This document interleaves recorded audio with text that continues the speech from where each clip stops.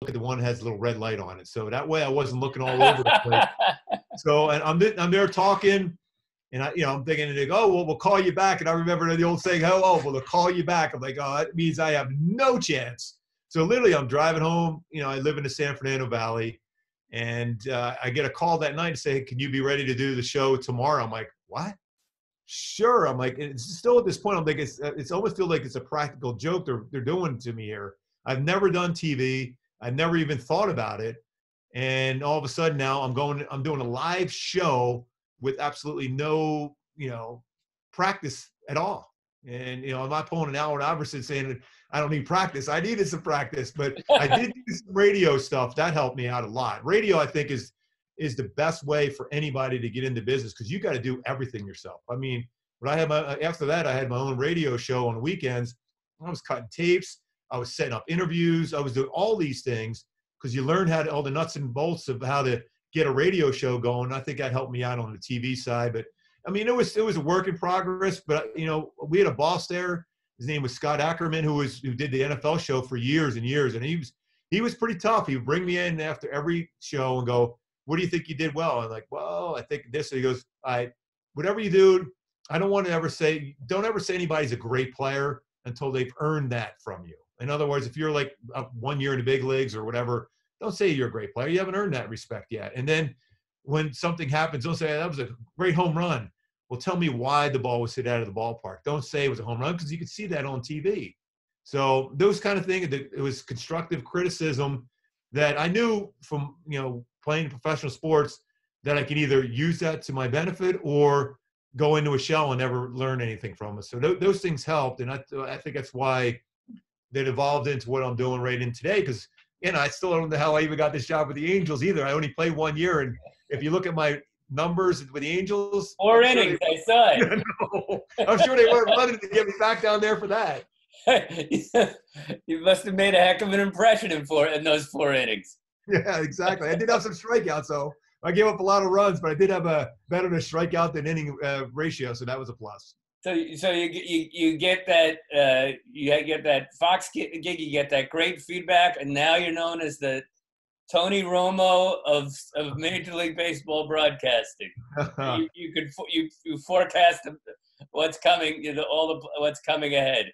Well, I think it still goes back to what he told me. He goes, tell me something that the viewers don't know. And that's what I always like. And I've always been as a pitcher one day, you have 4 days in between your starts. So I'm sitting there watching. I read body language. That's how I base a lot of my stuff. Because I can see a hitter, the way he's moving his feet, his hands, his face. I can see a pitcher. If he's moving a little bit more than he normally did on the mound, I'm like, he's not real confident about that. Even a fielder will tell you where he thinks the pitch is going to be thrown. So I first guess, and that's what he kept telling me. He goes, don't second guess. I mean, we're all going to do that anyhow. It's part of the job. I want you to first guess. And in other words, tell me something that could happen before it happens. You're not going to be right all the time, but it's worth it to give the viewer an opportunity to think ahead before the play is actually being made. Because especially in baseball, I mean, hockey and football, stuff's going so fast, but baseball, there's time. You can have a conversation before anything actually really happens. It gives the viewer the chance to go, wait a minute, he's thinking this guy's going to turn on this pitch. He thinks the fastball is coming the inside part of the plate. Or you see Trout's guessing in here. He's got to be guessing in. And then lo and behold, he's guessing in and something good happens. Well, I've always thought, I mean, everyone, universal agreement, Vince Scully, maybe the greatest. But he's also was fortunate, I guess, because baseball was all the time between pitches, long game, it afforded him the platform, right, to create that narrative. So it's a perfect. It's you can't just call, especially this day, you can't just call the action. We can all see the action. Yeah. You got to be storyteller and take some chances, right? Yeah, and for me, and Alex and Trent will say the same. It's about entertainment. I mean, just watching that Tyson fight against Roy Jones, you got Snoop Dogg doing the analyst job. I mean, he's having fun. I mean, if you sit there and you just throw numbers after numbers after numbers, some people like it, but you're going to lose the majority of fans. But Trent knows this too. I know from the radio side, when the guys do funny stuff, whether it's that Captain Jack stuff and all this other junk they do on there, it's the funny stuff people remember. I mean, it's the entertaining stuff. And Alex, you know that when they're running out on the field, they always know when they're the Gatorade thing. That's the most, I mean, it doesn't even matter what you've asked them. It's like, look how cool that moment. It's about the fun, the entertainment. Yeah, you get your point across, you educate, but I always felt educate and entertain is goes hand in hand. I think that's the most important thing, because sometimes you get bogged down with so many numbers and guys write so many notes down that you've kind of forget what we all did as fans watching sports, that the most important thing is having fun. You want that release from the world, and especially in 2020, we want that release from the world where we're not worried about everything that's going on. We want to be entertained and thinking, how does Patrick Mahomes make those decisions to make those passes? I mean, it's insane what he's able to do. But I remember his dad being a pitcher. He was a New York Mets pitcher. Yeah, and the Minnesota Twins. So I'm just amazed when I watch people, whether it's, Alex, all the stuff they were doing with the women's soccer team. Those women were insanely good. And, I mean, arguably one of our best teams ever as far as the USA team. I mean, period. But how did they do that? I mean, and that's the thing. You just try to have fun. We can get down into talk about, well, this is the angle they were kicking and all this stuff. But it's the stories and the fun you have with it that keep everyone watching and kind of, enthralled with everything we're talking about or trying to. Switch back to Vince Scully is something, again, that, especially on the visiting team, some people may not care that guy, the second baseman, fly fishes in the offseason, but I think more people care about that than knowing that he's, terrific on hit and run. It's relatable. Speaking of so how you took, especially early on, criticism, Trent, Alex, can you recall, especially in your early years, getting those kinds of maybe even singular doses of critiques or feedback? And maybe you didn't even agree, but they stuck with you? Yeah. Trent, you want me to go first? Yeah, you go first. All right. My first big, I guess, kind of lesson in everything was, because I didn't take broadcast in college. I played soccer, and then my major was journalism, media studies, so how to be a journalist within the new media, with social media just really coming out at that time, and then I was a marketing minor. So I really kind of realized I wanted to do the sports broadcasting my senior year after I took a class at the junior college, because they didn't even offer it at San Diego State. And after I graduated, I was in a hosting academy. So basically kind of like acting school, but for hosts. So I learned just kind of mannerisms, how to read prompter, how to conduct an interview, how to read a script and get my inflections right. And boy, did I get reamed in that class. It still runs through my head. I stand up there, I'm like, okay, smile, chin down, shoulders back, hands here. And there's just even just the whole physical side of thing is the only thing that I really think about, because what I learned early on is prepare, over prepare, and then prepare again. So if you know what's going on, you know the players, you know the stories, you know what you want to talk about, there's really nothing to be nervous about, because you're just having a conversation.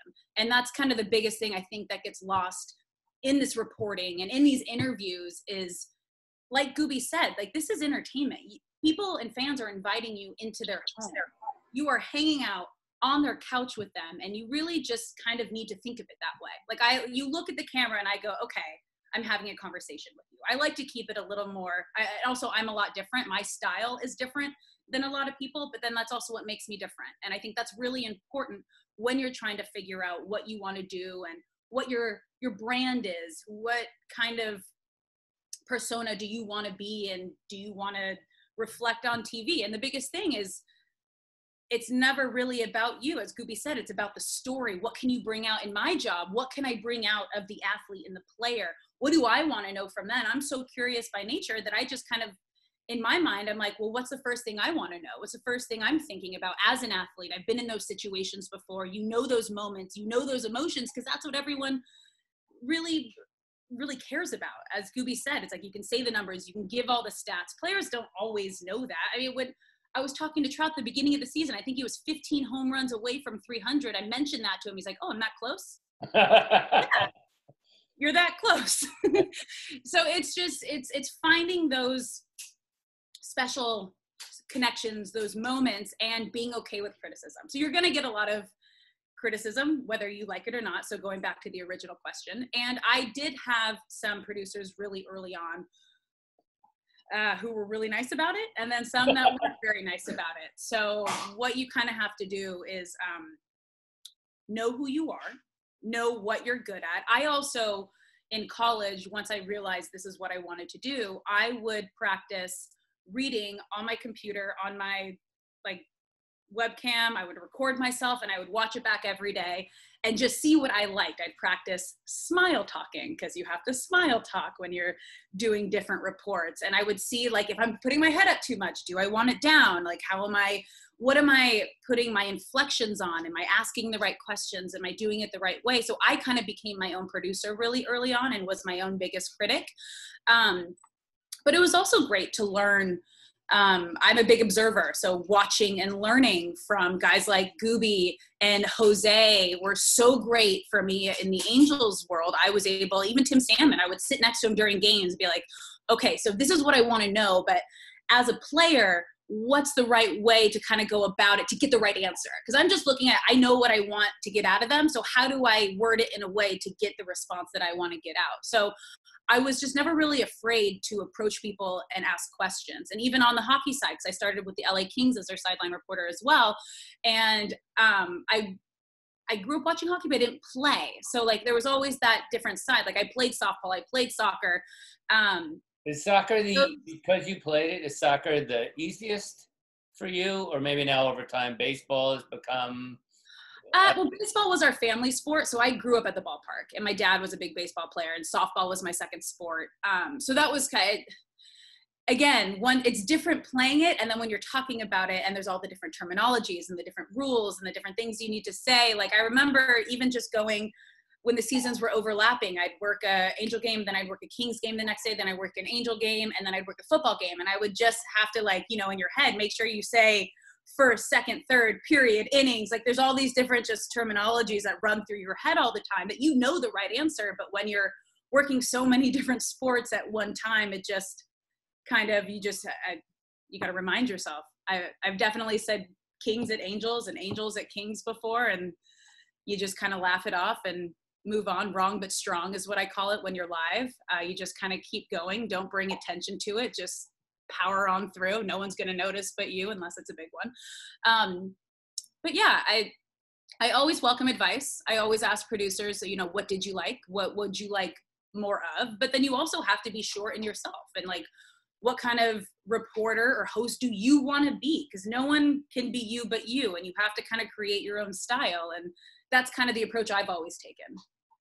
You've hit on like 3 or 4 that are just great maxims. Part about planning, and then what's the saying? There is such a thing as a bad plan, but there's never such a thing as bad planning. So going through the process and laughing it off, and wrong but strong. Those are great. You take those for the next 40, 50 years, right? Oh yeah. I mean, again, like we're human. Like you have to remember that. Like we're all human. Like you're gonna fumble. It's gonna happen. And is the moment that you can kind of like get that out of your head and not let it affect you and completely ruin the rest of your live hit, because that's happened. Like I've said something and it like just doesn't come out of your mouth, and you're like, what did I just say? And you just kind of have to like keep going, and hopefully like you pick back up. But yeah, I mean, it's you're constantly learning, and you can get better every single day. I'm constantly learning and still getting better every single day, and I'm learning from everyone around me. I mean, Trent and I are down there when we were allowed to go on the field. Like we were down there together, like getting ready to go out and do the post-game interviews. I would get like we always knew we were getting the same people, because I would get the walk-off and then he would get the secondary first, and then we'd flip-flop if we were able to get him. And so we would be down there, be like, hey, who do you want to get? Who do you think you want to get? And we would always kind of talk and bounce things off each other. What did you notice? Like what? And I think it's important to talk things out and hash things out and make it like an open conversation. And what did you notice? What was the biggest thing that you saw in the game? Did I miss something? Like even on my rides home from work, I talk to my dad every single night and he tells me what he saw in the game. I'm like, oh, okay, that was really big. Maybe I'll bring that up in a story tomorrow. So it's keeping the open conversation and just kind of making it a part of your life. Trent, both you and Alex are both, I mean, you're still relatively new at this career, let's say, working for the Angels, 6-7 years in. Have you hit that point yet? Just simply, you still nervous? Like, especially in situations like this, after the game, it's live and your hits are short. It's not like you can work into doing play-by-play right over. Get over an early error, so to speak, right? You got several hours. Or have you hit that point yet, or is it's still the adrenaline still flows? I would say for me, and forgive the dogs, because of course the word asked it. So they may make an appearance later. I would say no. I don't. I get nervous. I get nervous for baseball situations. Like I get nervous when Trout's standing in the box with a team down a run and the guy at second base. Like I get nervous in that moment, and you kind of want to know what's going to happen next. You kind of feel like the baseball fan in you to a degree feels some of that. But I think the biggest key for me when I stopped feeling those things was when I realized that the listener or the viewer really doesn't care about me. They care about the moment or who I'm talking to or what the situation's about. So when I used to think about, okay, well, I really don't want to screw this up. This is on me. It's my time. I got to get this done. I think that's an early thought that a lot of young broadcasters feel. I know I certainly did. And then you're basically putting pressure on yourself that's unnecessary. And from that, yeah, nerves can happen. But as soon as you realize that really you're just an element of a much bigger picture, I think that a lot of times those nerves go away and you're able to kind of relax a little bit and have that conversation. And something that both Gooby and Alex have talked about here, and I think people that watch Angels broadcasts can understand that there is a really positive, upbeat, optimistic feel among the broadcast. And I would say this both goes on TV and on radio. But if you're watching a game, I think that you're able to disconnect from the world and relax and enjoy it. And the stories are generally really positive. And that's especially hard to do when the team you've covered the last couple of seasons, quite frankly, hasn't been very good. It really, for sure. But the way the stories are told and there's an optimistic view, and I close out every show, hey, chance to bounce back tomorrow, and you come back to the ballpark. There's always. Well, what do you think that is? Because I can tell, spending the first half of my life in New York, great sports town, but that is not the tone of whether it's team announcers or sports journalists. Definitely not the tone of sport. Is it an Artie team culture thing? Is it an Orange County thing? It's true. I mean, I've been watching the Angels for 30 years and enjoy all of your work. But it's the Angel. It's a happy place when you, despite what the final score may be in the last few years. It is a nice. Well, yeah, I think a couple of things. I think one, that is the vibe of Orange County in Southern California. I think people want to go to the ballpark and have a good time. If you can't be at the ballpark and you're watching on TV, you still want to feel good and have a good time. And like, both Alex and Gooby have said, there's a level of entertainment here, and that's what people want. So I think that definitely fits the culture of the region and where the Angels play.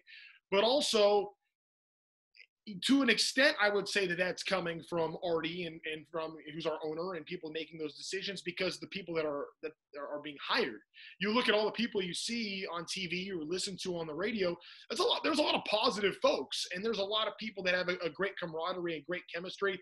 I mean, 6 seasons now I've been a part of this, and I still feel like the new guy because I'm still the most recent to everything. But I can't say enough about the job that these two have done, and Terry Smith and Mark Langston on radio, and Victor Rojas and Frenchie and Pat O'Neill and Tim Salmon, and the way that there's a true chemistry and camaraderie that happens. It's a team. You're at the ballpark. You're working together.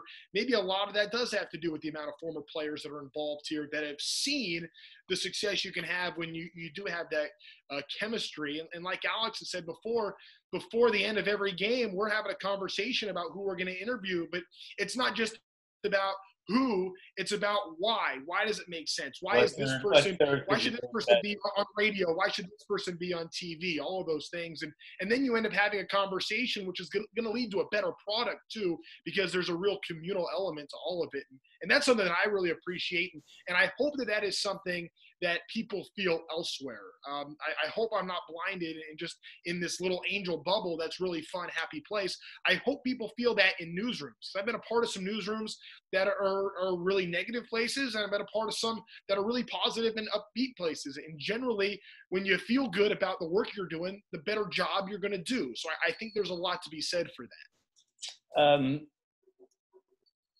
Mark, there's got to be a fine line, especially for you, who knows, as you've been talking before, you knows the game in and out, because you're a commentator and analyst, but the folks signing your paycheck are the team. It's both, I guess, in a way, it's both Artie and the Angels and Fox Sports, right, which is the broadcast rights, and versus, say, a reporter.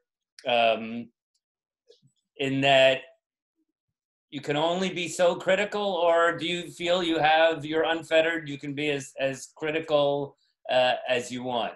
Yeah, here's my thought about that. I mean, Artie or all my bosses I've had over the years at Fox have never said, hey, listen, don't be this or don't be that about the club. I've always felt if you're a viewer, and I grew up in Philly where everyone's an angry person. Believe me, watching the game. Believe me, everyone's miserable. But I felt if I'm going to sit there as a fan and watch a team play for 3 hours, I don't want to hear my broadcaster, my play-by-play, or my color analyst say, boy, this team stinks. If that's the case, I'm turning off the TV.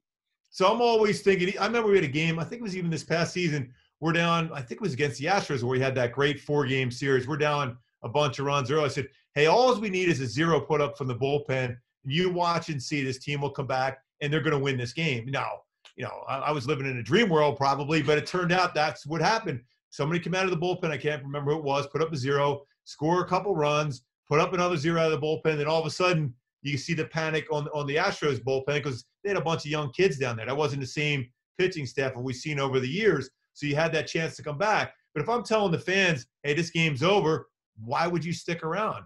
And I've always believed, even as a player, and even going back to when you asked about the nerves and butterflies, I remember Bud Black, who is a manager now with Colorado, he said, the minute you don't have butterflies or nerves, that means you need to go home. And I remember I had my last game with the Angels. Cleveland beat me up. They scored like 7 or 8 runs against me in 1 inning. I remember walking off the field. I wasn't mad. So then as soon as I walked up, I saw GA. He goes, hey, you doing okay? I said, doing all right. I said, in my mind, I'm done. If I wasn't upset that I was horrible, then I knew I had to go home. And then the same thing on this broadcast side. Every single game I do, I'm nervous, incredibly nervous. And I don't know if everyone noticed it or not, but my heart's palpitating, all this stuff. I mean, I could tell you the stories what I had to go through every game, and that might be about an hour-long show, but nervous every game. But my thought is, again, if I'm not nervous, I don't have butterflies, that means I really don't have a passion. What are you most nervous about? I mean, you know the game through and through. Yeah. You have terrific skills as a bro. What are you most nervous that you might make a mistake, that you miss something, that you might? No, I think it's just because of the enjoyment I'm going to have, the excitement for doing a game. I mean, it's tough to describe. You want to get it right. I'm not a big amusement park guy, but if I'm on a roller coaster, I'm mad at every single human being for telling me to sit in that car as we're going up that hill initially. I'm thinking, I hate this more than life itself. But when we go down, I'm like, wow, this is pretty cool. You want to do it again? I'm like, no. And then I'll do it again. It's just the excitement level of every game. I'm not necessarily worried, boy, am I going to say something wrong in the opening, like this guy's not going to pitch well or this or that. I'm not worried about the technical stuff. It's the fact is, every game I go out, and that's why I think Trent and Alex said it best, that's why we love what we're doing. It's not because we're trying to be over positive and stuff. I think because it's really a very fortunate, lucky thing we're doing what we're doing. I mean, it's the second largest market. We can't ever forget that. I mean, it's a huge job we're doing. But just to know we get a chance to do this every single day is pretty darn cool. But I mean, if I prepare, I'm literally up at 8 o'clock in the morning. I'm texting or emailing my producer, director, all the guys working in the truck. This is what I think we need to get done. And then 11 o'clock after I work out, I'm coming back. Okay, I watched some games today. This is what I think's got a chance to happen. And then we meet in the truck when I get there at 2. And then we meet in the lunchroom under normal seasons where we're talking again about the open and this and that. So it's all preparation, but it's all because we all love what we're doing. I mean, I'm gonna guess this whole group is. I mean, every day we all see each other. We laugh. We joke around. I'm calling Alex Ovechkin. Trent. I'm giving it, busting his chops every day. Langer, Smitty. I was wondering, is that because we're a hockey word? I missed the obvious, Alex. Yeah. So I mean, we're like it's pretty cool. But I think you going back to the original question, our bosses realize, I think that they can sense it. They could see that, hey, they generally like what they're doing. They're all prepared. I mean, it's not like we go down there like we don't know what we're talking about, or if something happens quickly in the game, we're ready. Yeah, we're all ready. But I don't think I've ever stressed out thinking, I don't want to be overly critical, because I remember watching games and, Harry Callis was a play-by-play guy in my childhood days for the Phillies, and Richie Ashburn was the color analyst for the baseball team. And I remember listening to them, you can make your point, but you don't crush your guys. There's no reason to be critical. Like, Mike Trout could come up there with a chance to tie the game in the 8th inning. He strikes out. I go, geez, Mike Trout's hitting 240 now in the 8th inning this season. Why is that? Or I can say, well, that was a pretty good pitch. You got to give the pitcher credit for that. Trouty just wasn't able to make contact. You can go about your way and make your point. You're not going to say, wow, that was a great swing when he swung him and he missed. So that wasn't a great swing. If it was a good swing, he would have made contact. But you also point out some other reasons why it happened, I think. So, and I remember I had one game where I was pitching in Kansas City, and I'm in there charting the game. We used to have to chart the games as pitchers. And I remember hearing our play-by-play guy crushing our bullpen, because it was on one of those, you guys won't ever really hear it, but when you're doing a satellite game, sometimes in between innings, if you haven't gone to cut off the talkback, that stuff gets out there, unfortunately. So I'm hearing – Ask Joe Buck and Troy Aikman. Yeah, exactly. So I remember the guy singing specifically, he goes, where is our pitching staff gone? So I heard that. So I waited till I got on the bus, and they're both sitting up in the front. So I walk by and go, where is our pitching staff gone? Then I could see the space go down like that. He's like, oh my God, you heard it. I go, dude, hey, I agree with you 100%. The pitching staff has been bad, and I'm part of that pitching staff as well. But we don't need to have you guys criticizing us, especially if you're going to do it on the air. Don't do it when no one's listening. For me, that was, and then I didn't hear it anymore. Yeah, and then if you should make it confrontational. Yeah, if you do it, then you got to show up in the locker room that night or the next day, right? And take the heat. Yeah. But Alex, you do so many different roles. Which do you find the most challenging? I would imagine getting up at 3 a.m. or whatever to do. Are you going into the Fox studio, say, to do the Undisputed talk show? I am. You're getting up and it's several hours, and it's a national broadcast. Is that the most? Where does that rank, and what about some of the other roles you play? It's hard to rank them because they're all so different. The challenging, I would say the most challenging part about the studio is making sure I get enough sleep and making sure that I wake up. That's the only thing I freak out about, that I get nervous about, because I'm a night owl and I have to be in bed and sleeping around 8:30, and then my alarm goes off at 3:30 a.m.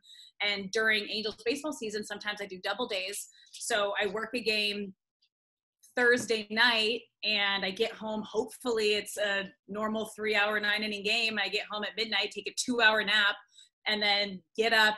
A 3-hour baseball game? I heard of those. Not often with the Angels.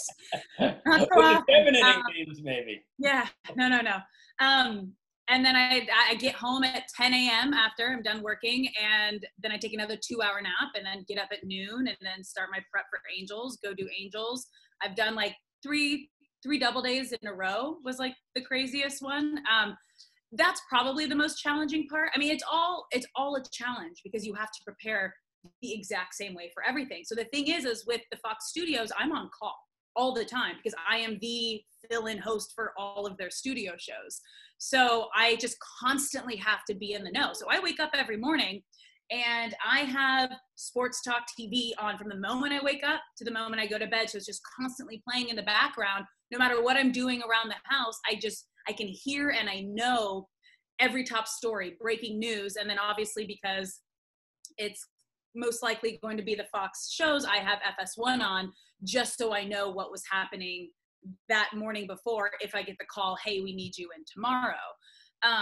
When it comes to games, I mean, it's all the preparation. It's finding the time and making the time, especially during the baseball season when you're working every single day. And maybe you had a late night extra inning game the night before, you have a day game, early call on Sunday. It always happens. You always have the late like 12, 13, 14 inning games on the Saturdays before the Sunday day games. They must know. It always happens that way. But it's making sure you're also taking care of yourself because you gotta make sure that you're in a good mental and physical state. So for me, that's getting enough sleep, that's getting my preparation, that's getting my workout in because that's kind of my therapy, my sweat, just to kind of get my head right during the day, and then taking care of yourself. So the preparation is the most time, obviously, and it's nonstop all the time. But yeah, in studio, it's weird. It's like, I feel like the higher up you get, a little easier it gets. They write the script for you, you get hair and makeup, you have wardrobe. So you just kind of like show up, sit down, they do everything for you and you sit down, there's a prompter and it's amazing. It's fun. It's obviously a higher national level. But when I'm doing the sideline and when I'm in France for 6 weeks and you're doing all your own stuff, you are writing everything on your own, you are coming up with your stories. There is no prompter. So you are just talking to the camera, getting everything out. You are coming up with your questions. You are doing absolutely everything on your own, which I love. I love just kind of off the cuff, not following an exact script and just talking and having the conversation. Because that's, again, like I said before, the biggest thing is having a conversation. Well, I tell you what, let's take a look. You wear so many hats. Your main, fair to say, your main job is with the Angels, right? But these others, they're steady gigs, right? Yeah. So I mean, I'm sorry, my dog just like smashed off the table. Say that again. We're gonna have to have before the end of the class, Alex, Trent, Gubi, Mark, do you have a dog? We'll have to have all the dog. Yeah, yeah. We're gonna have a class picture. Yeah, they're the best though. I'll tell you what, if you didn't have a dog before all this stuff happened, everyone has a dog right now. That's a guarantee. Oh, yeah. It's the Gordon Gekko line in Wall Street. You want a friend? Get a dog. Yeah. But so as I mentioned, Alex, so you have the Angels gig, but the others are steady gigs. Oh yeah. So why don't we take a look? Here's a little bit of Alex at all her different. And gang, as always, please just jump in with your questions or put them up in the chat room. Let's take a look at Alex Curry at work. Oh, this is my hosting reel.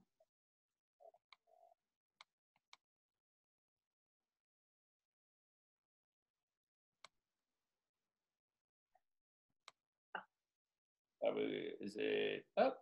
Welcome to Undisputed Live from Los Angeles. I'm Alex Curry here with Skip Bayless and Shannon Sharp. Good morning, guys. Skip, I know you are feeling great today. Coming up next on Lock It In, will the Raptors cover the number and go up 2-0 on Philly? Lock It In starts right now. There are high expectations for this U.S. team, and when I asked Alex Morgan about that pressure, she said the pressure is always there because this U.S. team has such a rich history of success.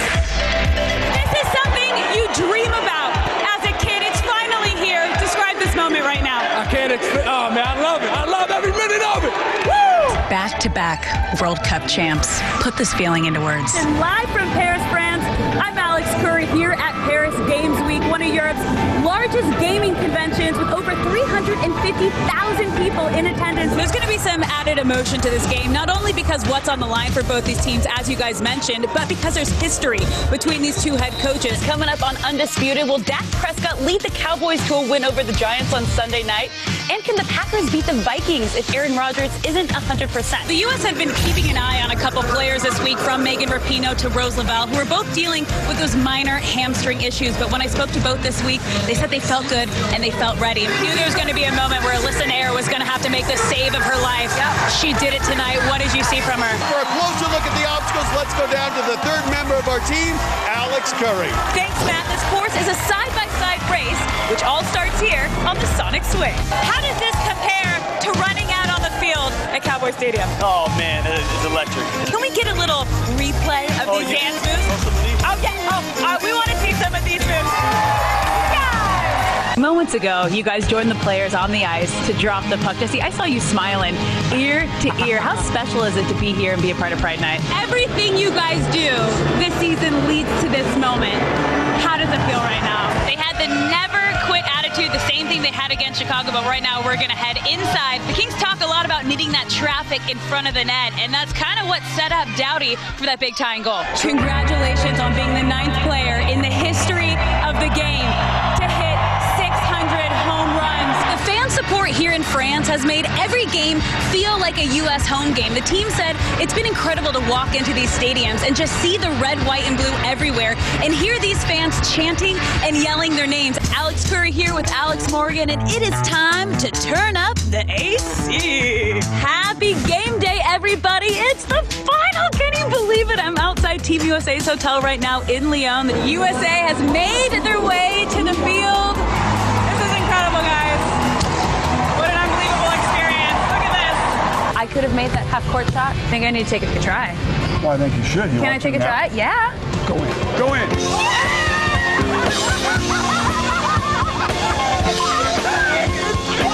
She's a winner. She's a winner.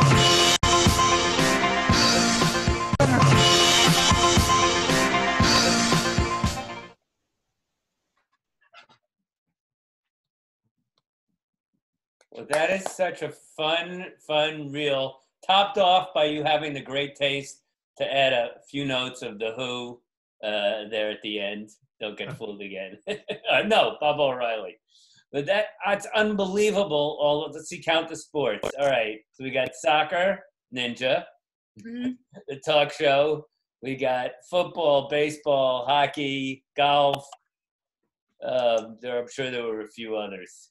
Yeah, I mean, the older stuff that's not on there anymore is I did the Red Bull stuff. Volleyball. I did the Red Bull Signature Series. I did a lot of action sports. I actually started in action sports because I interned at Fuel TV, which is now Fox Sports 2. So when I was an intern, I think it was my junior year of college, I was just really forward. I went in, I was like, I want to be a TV host. They're like, okay, cool. So does everybody else. Now go get our coffee. But I was really persistent about it and really never really stopped asking. And then finally one day my producer came up to me and was like, hey, Alex, I want you to just write a news flash. I was like, okay, what's that? He's like, write me like a 30-second little news piece. I'm like, okay, perfect. So I wrote it, handed it to him. He's like, no, I want you to read it in front of the whole office. And I forgot to read it to myself out loud first. So there I went, read it in front of the whole office. I thought I blew it. Next morning I come in, he's like, hey, I want you to come on our next shoot. I want you to write the script and all the questions for our host, who is a professional skateboarder.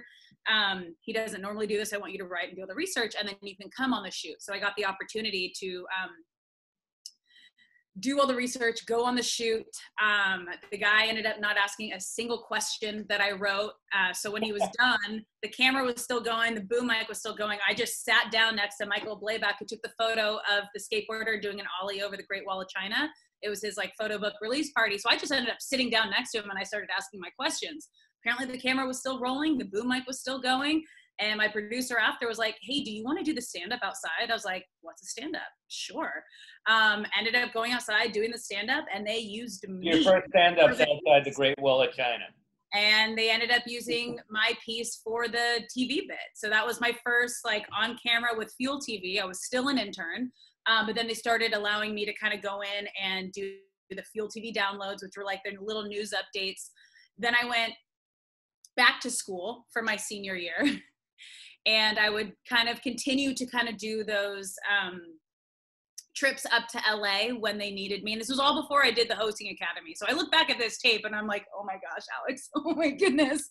So, I mean, it's funny, but that was my first kind of foot in the door.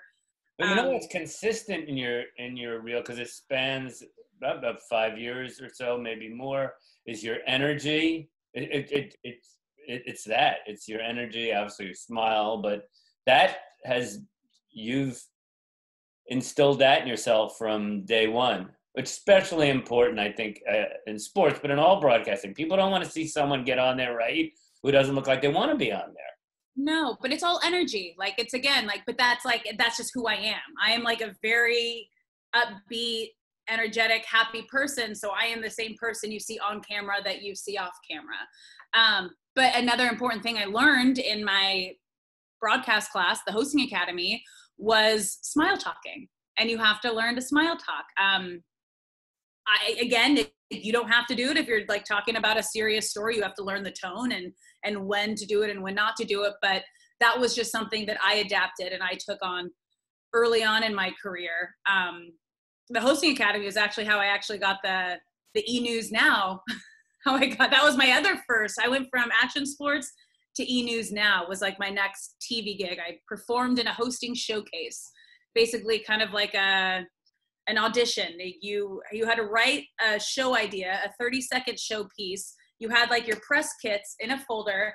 You would walk by yourself into a room in front of 50 industry executives, and you just said who you were, what you wanted to do, did your show bit, and then you left. If they liked you, you picked up your folder. You had no idea who was there. You had no idea what they thought about you. And then 2 days later, I get a call from E-News being like, hey, can you come in for an audition tomorrow? Went in for the audition the next day. And then I booked E-News Now, I think it was like a week or two later, while I was still living at my parents', bartending at night and going to the hosting academy and working as a PA. You guys are very, very good at nailing auditions. So Anna mentions Alex Morgan, and Alex, why don't we start with you and Trent and Mark? Like who are the people that you covered, that you've interviewed, and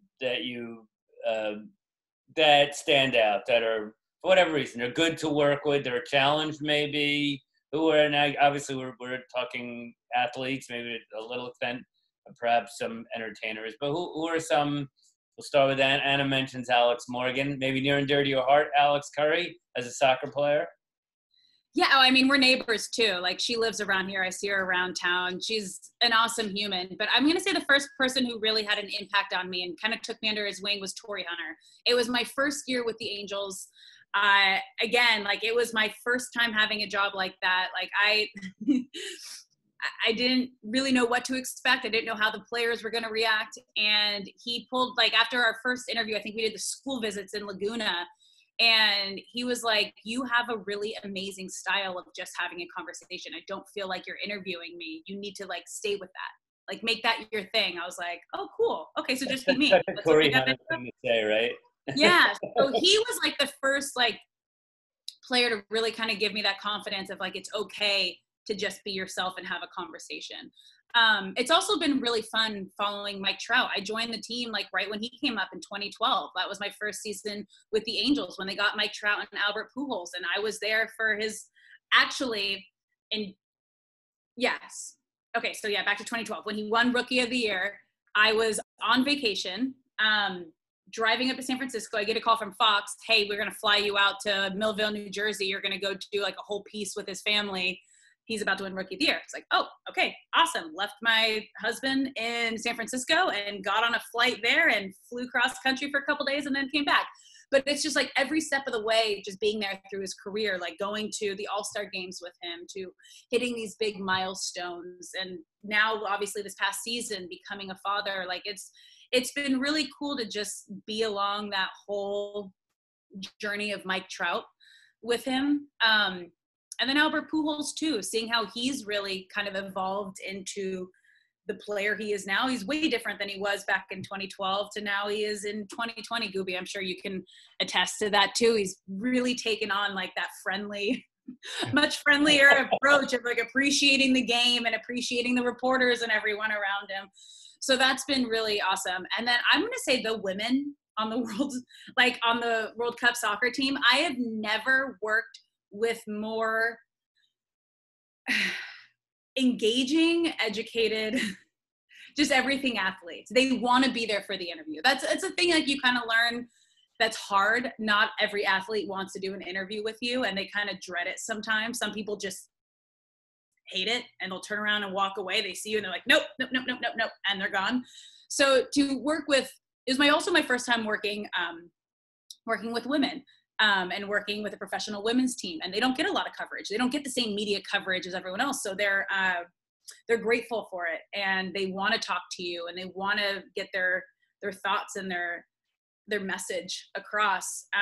Megan Rapinoe was one of my favorite athletes of all time right now. Everything she went through during the World Cup, and the way she handled herself, and then the fact that she performed the way she did when she had all that crazy pressure, not only from obviously the president, but the coach and then the country. She had like everyone kind of against her, and just held herself in a way that really proves that you can be true to yourself and what you believe in and what you want to do and perform at the highest level. And you don't have to let outside people affect you, which is so big in this industry, especially with social media these days, because you're going to have people telling you every single day, they don't like your style. They don't like you. They don't think you're good enough. And it's something that you have to learn to just kind of brush off. And it's not easy. You'll get a million positive comments. You get one negative one, and it'll just knock you sometimes for the day. Human nature. It's hard. And the fact that she was able to do it at the highest level was just, it was really cool to see and be a part of. And I'm the first person, the moment the game ends, I'm on the field, the first person they come to and talk to, and would just give me a huge hug after every single win at the World Cup. That was really cool. I would say celebrity-wise, Will Ferrell is by far my favorite person, like actor-wise, and then person I've interviewed and just been around. Is just absolutely hilarious. Trent, how many times a day do people ask you what Mike Trout is like? So starting, I suppose, I guess, with him, but some others that have had a profound impact on you that you enjoy working with, maybe are a challenge. Yeah, well, Trout has for sure, and it's every day. Every person that I meet for the first time and they find out what I do, that's for sure. That's the first question that's asked. You know, what's interesting about Trout too. So my first season was the year after he won his first MVP. And the thing about Trout at that time, I mean, he had to have been the all-time most humble MVP winner in baseball history, and that's just who Mike is. And he was really great then, and we got to know each other fairly well then. And I always appreciate, like, now, you know, being with the MVPs that he's won 3 of them, he's been the best player in baseball for 6-7 years. Everybody has said that, maybe longer than that, and the demand of time on this guy is incredible. It is really hard to get time with somebody like that because everybody wants a piece of them always. So I always appreciate Mike will do little things. For example, he'll be at his locker and everybody will swarm up to him, want to talk to him. I'll say, "Hey, Mike, can you give me a couple of minutes?" No, we can't do it. Well, then they'll send out somebody else from the Angels PR staff. "Hey, Mike wants to talk to you. Go meet him in the storage closet in 20 minutes. So, he might not want to talk to everybody, but he would make that time for me and our relationship and through the radio station and the way we cover the team. So I really appreciate stories like that. And Mike looks out for people. And I've been fortunate enough that he's looked out for me a few times. So that's pretty cool. Following him has been incredible. There have been, in just covering general sports for the radio station. I mean, I've essentially interacted with everybody that's come through LA. It feels like everybody at times. And I would say the guy that really was good to me early on was Pete Carroll. He was phenomenal to me when I was a high school student. And the quarterback from my high school, Aaron Corp, was the quarterback at USC. And I'm doing, bootleg YouTube videos for the high school, for my high school. And we would go up there, and I'm 19 years old. And Pete would give me the time of day. And Chris Peterson, I was at Boise State at the time. And he would do things like that for me as well, which I really appreciate, those kind of things. Pete, you were there when Phil Mickelson was so good to us, covering Riviera every year. But it is interesting when you go and you cover, like the reason I think why Trout sticks out so much to me is because I've covered LeBron, I've covered Tiger Woods, I've covered the best athletes, of this generation that have come through, and Mike is so much different from them. Mike is a lot more like a middle reliever. Right? He's seen Trent, Mark, Alex. He seems, you guys would know way more intimately than me or than what we get as the fans. He seems completely unchanged, which I'm sure has a lot to do with the fact, Mark, that he's an Eagles fan. But he seems unchanged. Yeah, I mean he's a regular dude. That's all he wants to be. I think when you ask him who his favorite player growing up, and it was Derek Jeter. And if you look over the years with Derek Jeter, he was, he gave you fairly bland answers. But, if you ask Trouty anything different than like, hey, wow, you won the MVP again, you got 3 home runs the day before, whatever, he's going to give you, well, the team's doing well. But if you go, hey, listen, dude, what about when Zach Ertz came up to you after the game, man, and gave you the football at the Eagles game? Then, boom, he goes on. And I remember doing an interview with Derek Jeter, and I'm trying to set this thing up with the Yankees. I knew this is the last year he's going to be playing. And they're like, hey, good luck with that. I'm like, I knew him a little bit through David Cohn, who was my old roommate in the minor leagues, so they were good friends. And so we've talked a little bit here and there. So I go, hey, what's my chances? He goes, well, you know what? And this is all their PR people for the Yankees. I'm like, how am I going to get this thing done? So I said, you know what? I'm just going to walk right down to the dugout.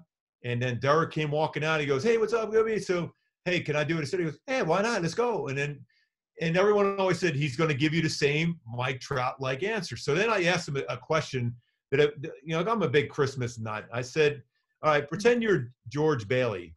Did you ever imagine yourself, remember, I never wish I'd never been born. So I asked him, what if you were never a New York Yankee? And boy, he went off. I mean, and he went an incredible answer, because then all these Yankee people are behind listening. They go, how did you think to do that? I go, I don't know. I just wanted to know, because that was in my mind. I'm thinking, Mark, what did he say? He wasn't a Yankee. And he started explaining, he goes, I don't think I'd be the baseball player that I am today if I wasn't wearing those Yankee pinstripes, because there's pressure, but there's that anxiety, but the excitement of doing something that on that stage every single day in the biggest moments. And you look at him, there's been players better than him talent-wise, but there's been no one better than him in those big moments, because all of a sudden he's figured out a way to slow down the game. And that's why I always say, like with Trout right now, he's got Anthony Rendon around him now. And there's no one to slow down the game. I don't even know if he has blood pressure. I don't even know if he's alive, Anthony Rendon, to be honest with you. That's why I think if they get back to the postseason, that Trout will be a much better player, because that first time around, you can see him spinning. The game was too fast for him. He had that one hit, and it was a home run in Game 3, I think it was, in that series against the Royals, because the game was too quick. He was trying to do too much. Jeter was able to slow it down, but when it was so funny, I could see the look on his face when I asked that question. It always like, where did you come up with that? And I'm thinking, I don't know where I came up with it either. But that's the same stuff when I ask with Trout and stuff like that. That's why like people will constantly text me or call me, hey, we got an interview with Trout. How do we get him to get him that smile like when you do when you ask him a question? I said, don't ask him anything about his numbers or anything about baseball, because the other stuff for him and, Garrett Richards going flying in the clubhouse and stuff with their skateboards and all this other stuff, those random fun stuff, that's the stuff where even, I was lucky enough to do this cartoon thing with Trouty about, singing in the shower, playing guitar, and all these random stuff where that's when he's more apt to be more personable. And I think that's a big thing. If I ever could teach anybody anything, the most important thing is do your research and know a little nugget that's going to get to a player to get the most out of his personality that's not related to the sport, because you're inevitably always, as an athlete, you're always worried that you're going to offend, either a teammate or your opponent, saying, well, I didn't have my good stuff today. Well, the guy on the other side go, what do you mean you didn't have your good stuff? I just wore you out. But when you do that, but I also, even going back to that question you guys asked, Alex and Trent, when I was doing my radio show, I set up an interview with Larry King, and it was incredible. So I was so nervous, thinking, how am I going to handle this? Is Larry King. I mean, he's famous as famous can be. So he immediately, we were talking about Barry Bonds, who he loved Barry Bonds. And then he related to Mickey Mantle and Willie Mays back in his days back in Brooklyn in New York. So he brought it from there to forward. And then guys like Chris Berman or John Miller, you just ask them one question and they got a story for everything they can relate to back then to today. And that's how I always felt, even during games and stuff like, or even asking people like Trouty, like, what about your dad playing back in the minor leagues, and then bring it forward to what it was like you playing in the minor leagues. I think that's the most important thing, is it's going back like Alex and Trent said, you better do your research, because you're not going to get a real good answer out of anybody in any interview if you just go, what kind of a swing was that? Or what were you throwing there in that moment? Because he's going to give you that bland answer. But if you can say, hey, man, I remember hearing that you were back in Veterans Stadium for Trouty when you were a kid, watching the Phillies that first time around when they won in 2008 in the World Series. How cool was that? Then all of a sudden you're going to get a pretty cool answer instead of just getting that real quick.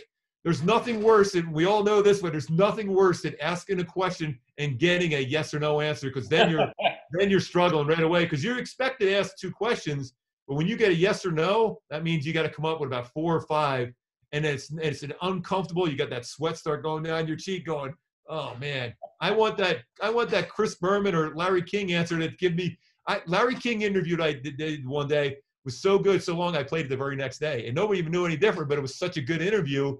And it was a half hour, and I only asked 2 questions. I swear, I only asked 2 questions, and he related to back in the 50s up to 2001 or 2, whenever Barry Bonds was still playing. It was incredible, because you allow them to get into their own brain and not worry about offending anybody playing now or a teammate or an opponent.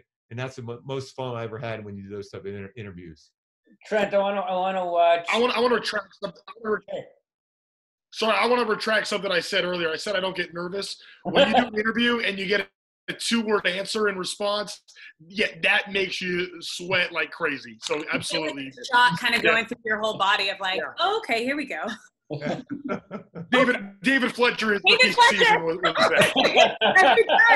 David Fletcher. I think all of us interviewed him. It was like, you get the warning, like, hey, have like 6 to 10 questions on hand for a 2-minute interview. I was like, no, it'll be fine. And then it happens. And you're like, oh no.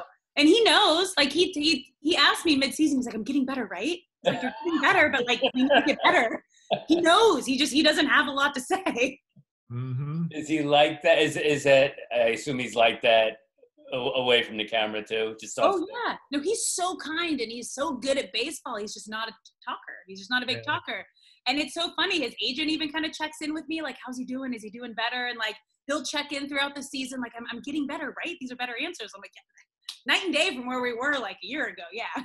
There's always been over the decades. There's always been some players who just didn't talk to the media. One of the most famous, Mark, is Steve Carlton, right? Is that something players can't, or because it's all about building the brand? There's so much money to be made off the field, or are there still players, and doesn't just have to be baseball, who just don't do it? Yeah, unfortunately, there is some guys, but I was lucky. I mean, here I am. I go back to my first year, and I'm a 21-year-old kid. George Brett is directly right across from me in the locker room, and every single day he answered questions to every single reporter, whether he had a good game or bad game. So I learned from him right away. So I'm thinking, wait a minute, he's one of the greatest players ever. If he's willing to answer a question, even a really bad question, every day, whether we're in New York, which, as you well know, they will crush you they want you to be mad at them. Believe me, they want you to get pissed off at them. But he answered every day. So if I watched and observed that, I'm thinking that's what it should be. Now, Steve Carlton, I remember that because he never wanted, but I've ran into him a number of times because he was one of my all-time favorite human beings on the planet growing up in Philly. And I'm thinking, he's going to be the same way in person. So I went up to him just randomly because I saw him. He was sitting around with Mike Butcher, our old pitching coach with the Angels. We're in Philly. And I said, "Hey, Mr. Carlton." He goes, "Really, Mr. Carlton?" Yeah, I said, my dad always said you always respect the people that you are older than you, and also that you think we're so amazing. So Mr. Carlton, I see him sitting there holding this little cup of, like, it looked like milk. I go, "Can I get you a glass of milk?" And he's looking at me, he goes, "Yes, please." So they bring the waitress over. I go, "Can I think he's drinking milk." And she goes, "Really? You sure it's not a Manhattan or whatever?" Because I never drank it like that either. I'm like, "Oh my God." So I'm looking around, he's got a stack of that. I said, "Man, he's got to have some strong bones." I'm thinking he's drinking all this milk, but it was something else. But but it was like, I don't know why. I don't respect people that don't do interviews, because that's part of the gig. It's part of the gig. When you're making that money you're making, it's not just because, you are a great player, but it's because TV is paying you that money. Fans are paying to come see you play. They want to know a little bit about you. And we don't want to be in there asking questions all the time. And I know Alex and Trent don't want to be in there asking questions every time, especially those tough moments when a tough loss or the guy has a bad game or girl has a bad game. But you know what? That's part of it. We want to know the little things about you. We want to know. That's why I do that fun little Gooby Tuesday stuff. I want to find out these little weird things about these guys. Whether it's, like, whenever I run into Fletch, I always give him grief about him and Taylor Cole, former pitcher with the Angels, because they play video games all the time, and he always crushes them. So I said, "Well, Taylor says you're a really bad, video game player." And then before long, he's just literally going off. And I'm like, "Oh God, this is perfect." So then I go, "So what's your favorite food?" or something like that. Then I'll go off on some tangent like that. But we want to know, as a fan, because I'm a fan. I'm just lucky enough to be doing what I'm doing, but I'm still a fan. That's all I care about. I'm a fan. I want to know about these players. I want to know something different about these players. And I think it's a disservice for them to not. I know baseball is different because it's every single day, other than football is once a week, hockey's 3, maybe 4 times a week, same thing with basketball. So it's more demanding. Baseball players got to get home, get some sleep, right? Yeah, so I understand that, but you know what? That's your job. That's your job. Just be courteous. Don't give me a yes or no answer. Just give me something, and we might only ask you. We might only ask you 1 or 2 questions. But if you're going to be rude about it or not even want to talk, then more than likely we're going to ask you more than 1 or 2 questions. I'll always remember I was going to my school, going to Northwestern in 1987 in Chicago. The year Andre Dawson was the MVP, played for the Cubs, and we get to cover some Cubs games, and we're in the locker room, and some reporter from some downstate or mid-Illinois newspaper no one ever heard of goes up to Dawson and in his MVP year and says, "My paper wants to do a front page, a feature on you. Can I get about an hour with you, like tomorrow?" And Dawson looks at me and goes, "Well, I get regular treatments. You remember he had I get regular treatments on my knees. So I'm usually here about 9 in the morning. Cubs were all day baseball still." He goes, "So how about I come in at 8 and we'll do it then?" I still always remember that. There are the Andre Dawsons and Tony Gwynn's out there, right? Mm-hmm. Yeah, that's the beauty of it. When you're first of all, when you're asking in a nice, polite way, you're going to get most times a pretty good response back, I think. But like I said, it all comes back, and everyone said this whole thing. If you're prepared for anything, you're always going to be comfortable asking a question. But if you're just randomly going up there, I don't know what I'm doing, then they sense it too. It's like anything else. You could be out in the Serengeti, you could be out on the water, and one of those predators are out there sensing you're scared, you're in trouble. I remember being told that by God, amazing how you go back this 33 years ago. If you look, especially in the locker room, right? Intimidating place, and one team lost. If you look scared, they'll seize on that, and you're done. Trent, I want to watch this interview, or like you said, you're the Major League Baseball network correspondent for the Angels. So you went on there after the Angels recently hired their new GM. But I can just imagine, before we watch this, all the things going through your head, because that isn't right.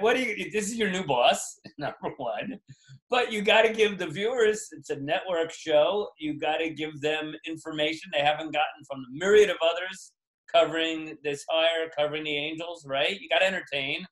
So tell me about some of the things that you're and I assume you're given the reins now. They know Trent's not, right? No one's saying, hey, Trent, here's our talking points, right? Or do they? No, it's funny. So when I first started doing that, I would get talking points, and I no longer do. So that has happened a few times. There was somebody that asked me to check in with them whenever I was going to see what I was talking about. But since that time, something like this. For one, I didn't know Perry at all at this point, our new general manager. I knew a little bit about him just from some people that knew him and knew about him, and I checked in. I have some friends with the Atlanta Braves that he was their assistant GM, so I got a pretty good backstory on him in that sense. So there were a few things in that regard, but also a show like this. So this is with Chris Russo, Mad Dog. This is the second time I've been on Mad Dog's show. So for those that aren't aware, Mike and the Mad Dog in New York is like there's a 30 for 30 about him. It's like an all-time. It's probably known as like the sports talk show of all time. I mean, what these guys meant for sports talk radio, brash, bold, all the things, highly entertaining, not always factual. They were at each other's throats. They had a very public breakup, and they were in the it was sports talk radio that was in the tabloids every day in New York City. Like that's how big this show was. Everybody listened to Mike and the Mad Dog. Well, since they have we're talking about Mike Francesca and Chris Russo here, the Mad Dog. So they have since they're doing their own things now. Maybe Mad Dog Sports Radio on Sirius XM. Well, the first time I'm on this show, I'm sitting there and you can hear I'm talking to the producer, and I have a good relationship with the producer because I've been on a bunch of other shows on their network, and so they like me and that's good. And then I can hear the IFB going to Russo, and to me it's the same channel. So they say, hey, Chris, we got Trent Rush with the Angels coming on. Who the hell is that? I'll throw you off your game. So they go, no, he knows the Angels. He knows he's fine. He's like, this is live TV. What's going on here? No, he's all right. Okay, fine. So he does it. I mean, he is coming at me hard the first time I do the interview. And then halfway through, I don't know if I said something that was warmed him up or whatever, but it turned, and he was really kind to me by the end. And then it was funny because this time I went on, Trent, my buddy, how's it going? How's life in Anaheim? How are you? Like we're best friends, known each other for 30 years. So he high-fives you after every comment in this one. He's like your agent in this one. Well, that was helpful. We don't need to see the whole thing. This is long. We don't need to sit. We don't need to watch 7 minutes. But yeah, all right. Trent, nice to talk to you again. Always a pleasure. Highly recommended. I got a text from a guy in baseball that says this is a superb hire. He'll be great for them. This is a person who worked in all sorts of components for major league teams, including starting with Texas long time ago. Interesting decision here by the Angels. Seems like it's a home run. Give me your thoughts. Go ahead.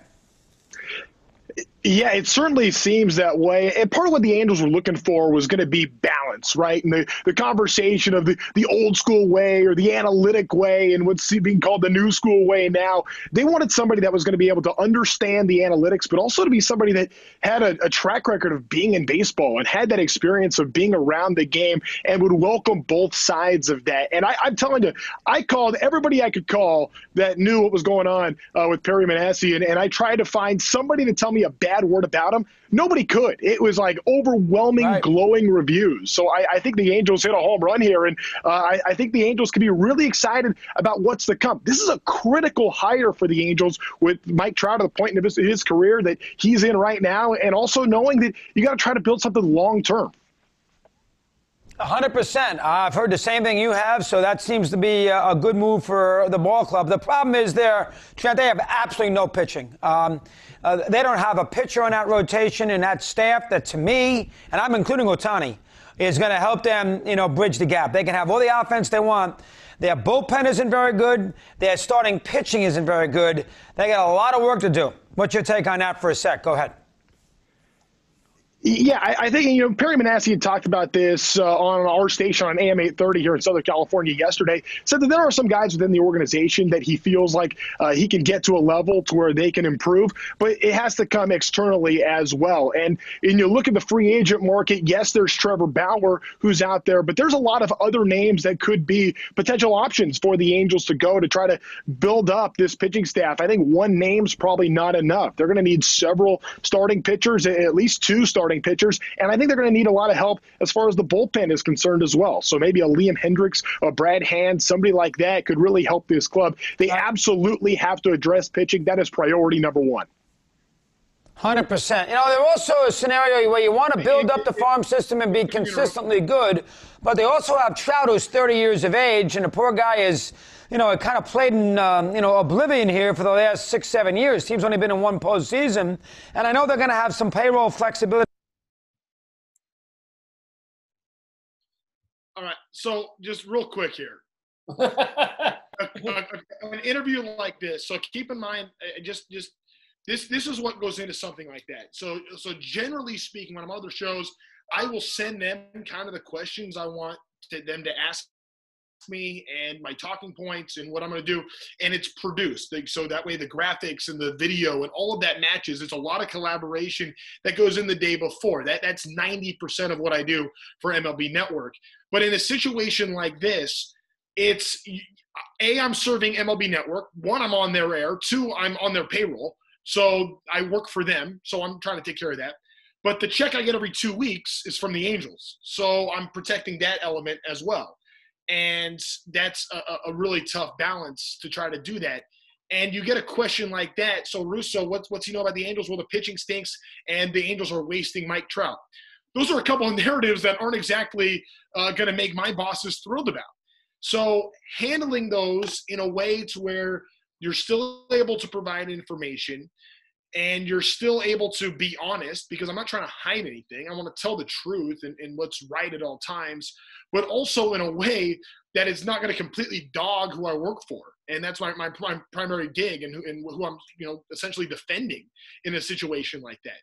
So it's a really tough balance, a lot of preparation. Like an interview like that, you can't prepare for a Chris Russo interview, because that has to be just knowledge that you have by being around it all the time, and also having enough experience to try to tiptoe around this. Like I'll talk about the winter meetings for a second. I have a couple of good stories for the winter meetings, but one of them, I'm on the set right after the Angels don't get Garrett Cole, and they say, Trent, the Angels needed pitching. They failed. How can they possibly recover from this? And that's a very tough question to get when, of course, I wanted the Angels to get Garrett Cole, and Garrett and I have a relationship, and it goes way back to our high school days. And that's a tough thing to do, to try to balance that. So it's essentially, my role, because of how directly connected I am, already owns a radio station. Because of how connected I am, in some ways, it's a PR role. But I am a TV reporter, and I do consider myself a journalist, and I want to give honest answers always, and being able to kind of go about that is a challenging thing to do. So that's some context to an interview like that. So, yeah, I'm sitting there, and Russo goes, oh, yeah, your pitching sucks. And then backs that up with, hey, Mike Trout, he's 30 now. He's not getting to the playoffs. How are they going to fix it? I actually see those as opportunities to kind of battle back a little bit. Like Brian Kenny from MLB Network has thrown absolute haymakers at me. But you know what? I like tossing them back, and that's what's fun about this. And you can kind of do that a little bit, and it can be fun. You can have and that's part of the entertainment that comes with television. So I enjoy that part. Yeah, and you have to do that at the same time without sounding like an apologist. Because if you go too far, then you lose credibility. Like I said, it's really you're threading the needle in live time. Do you, all three of you, do you wish you had a forum? I mean, of course, you could on social media where you could. So Chris Russo, you mentioned Brian Kenny, and obviously all these. Let's take like Alex, you in fact moderate on this Fox talk show. Do you wish you had a forum? Maybe start with Alex. We'll start with you, where you could give some opinion, but obviously it wouldn't work well with your other gigs, right? I do. So I started a podcast with Matt Leinart, former Heisman Trophy winner at USC, Richard Jefferson, NBA champ with the Cavs, and Chris Geeter-McGee, the voice of the Lakers. So we have a podcast called The Detox that we started 5 years ago. You were ahead of your time. Kind of like, took a hiatus, and then we picked it back up during quarantine when nothing was really going on. And it's the first, it really is that time when you can talk about it and go into it. But as Trent said, like, you have to be so careful because I choose personally not to dive into some topics that are about the teams that I work for. You just have to be so cautious about it. I mean, they're team partners, you know, that's the other thing too, is like, it's different. We are team partners, like Angels and Fox work together. So we're not the ones breaking the news. We're not the ones digging to get the dirty story, whatever it is. Like, we are there to provide the entertainment, talk about the game, and ask the questions and deliver the facts. And that's just, it is what it is, where this media world is right now once teams became team partners with the broadcast. Trent, so you have your podcast. It is a chance to deliver different information, right? And in the post game, right? Versus on the field interviews, updates. It's at least show insight, but you also get a chance to feather. You know, here's what I think. If I was Manassian, here's what I would. You can't go that far. Well, for one, both radio and podcasting is super, super personal. Like my show, I really try to make more about you, right? It's all you, and I want to be like, you know, I'm riding home with the listener as they're driving they stayed the game the whole time. They watch the Angels. They're coming back. They're waiting for their question to be on the air. I want to talk to them. And yes, it's partly to educate them, but also to help try to understand some of the, you know, entertainment value and have some fun and get to those questions. And I get, man, the stuff that gets thrown at me, I feel like I'm the team punching bag sometimes, the way stuff goes on the radio. But I enjoy that because it does provide no, it's totally loading up, and Twitter is a whole nother story to change the game. But Gooby mentioned this. Radio is the best thing that's ever happened to me. You know, I was television broadcast journalism major at Chapman, and that's what I've done. TV was everything. Every job I ever had was in television. And then I got the Angels job, which was first to do sports updates, and then it became a sports talk radio show. I'm hosting a sports talk radio show for a major league team in the second biggest market in the country. And I've never had any kind of experience other than Chapman radio for 4 listeners that I would do. You know, I probably did 20 shows over the, you know, my whole Chapman career doing that kind of stuff. Radio is where you get your foundation for really understanding how to communicate, being able to do that in a deeper level. And like when you're on TV, you almost have, like in a situation like that, for what I do for MLB Network, you're talking almost in sound bites, and you're trying to take what I say in 20 minutes, and I'm trying to condense that into 20 seconds to 40 seconds to be able to say in an answer on that kind of a stage. But on radio, you get to peel back so many layers to go deeper and deeper and deeper, which is fun to do when you have a lot to say. It's a challenge to do when you don't necessarily know everything. So, you know, I'm not the smartest person in the world when it comes to Angels baseball, but I try to pick the brains of everybody that is and make sure that I can provide as much as possible to the listener. I never played baseball. I didn't play the big leagues, but I talked to Sim Salmon the whole game. I talked to Mark Langston, and I talked with Gooby, and when Garrett Anderson is there, and we're having these conversations all the time, and I'm learning from them. I feel like I have a PhD in baseball because of the times I've spent with these guys. And that's what you're then able to provide on the radio. So it's that, but it also, you know, the best thing for me is just how highly personal it is. For example, Rex Hudler, who did the games before Gooby, he's in Kansas City now. And when he got to Kansas City, people hated him. Like he's an acquired taste for sure. He's on many levels, but because of because of because of the way he is, he rubbed a lot of people in Kansas City the wrong way. So he went to the parking lot and introduced himself to the people tailgating before games at the K, introducing himself to make those personal connections. And that's something that I've kind of tried to do too, because when fans connect with you, they kind of root for you a little bit too. And then you can be hyper engaging. And for my show, the more engaged fans are, even if it's negative, it's making for a better show. The worst show is when I get apathetic fans. I would take angry fans 10 out of 10 times before an apathetic fan. And you kind of, you get, those feelings by having those relationships. So that's something I work really hard at. And it's also something that 2020 has kind of rid us of and has allowed maybe Twitter to be the only platform for that, which is less than ideal. Twitter scolds. I had a former student today. She posted, she goes, well, after all these years, it finally happened. I knew it would. I had an uncontrollable laughing fit on the air. And I replied, best thing that could have happened to you, you're relatable now. Just so long as it didn't happen in the worst kind of story, which I don't think it did. So, Mark, are there... I've been there. I know Gooby's been there. Lost it on the air? Oh, yeah. Yeah, but that's the beauty of a talkback, so you can't hear me laughing the whole time. I've actually slammed my head on the desk a few times, too, in laughter, too. But that's when he comes to the radio booth. Yeah, you know what? I mean, forever, by the way, I try to avoid all social media forever, but then my boss over there, Nick Davis at the time at Fox, says, you know what? You need to get on Twitter. And my joke with Victor would say it every day. He goes, I'll be on there soon. And I kept doing that for about 3 years. So finally I get on there. And for me, if you look at, and even my kids got me on Instagram recently, if you ever look at any of my posts, I just put one out there oh, look, I'm getting ready for Christmas, or look at my Halloween, or whatever like that. Or Twitter is the same thing for me. I'm non-combative when it comes to anything on social media at all. Because for me, why does it matter what my opinion is when it comes to stuff other than me talking about a baseball game?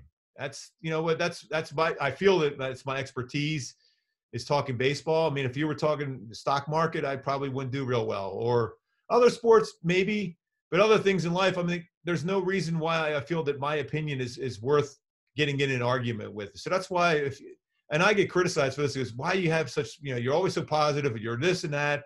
You only have stuff on social media. But the one thing I do, when I post something and somebody responds back to it, I literally answer almost every single person on Twitter. I literally do. And everyone goes, why do you do that all the time? I say, well, it's a way for me to have a conversation with somebody that I wouldn't normally, usually at the ballpark. And Alex sees me doing this all the time. And I'm walking down the desk in the opening before the pregame show. I literally talk to everybody and sign stuff and this and that. I like doing that because this is the way I've always been. And this past season, we don't run into anybody. So I felt like I got to talk to somebody.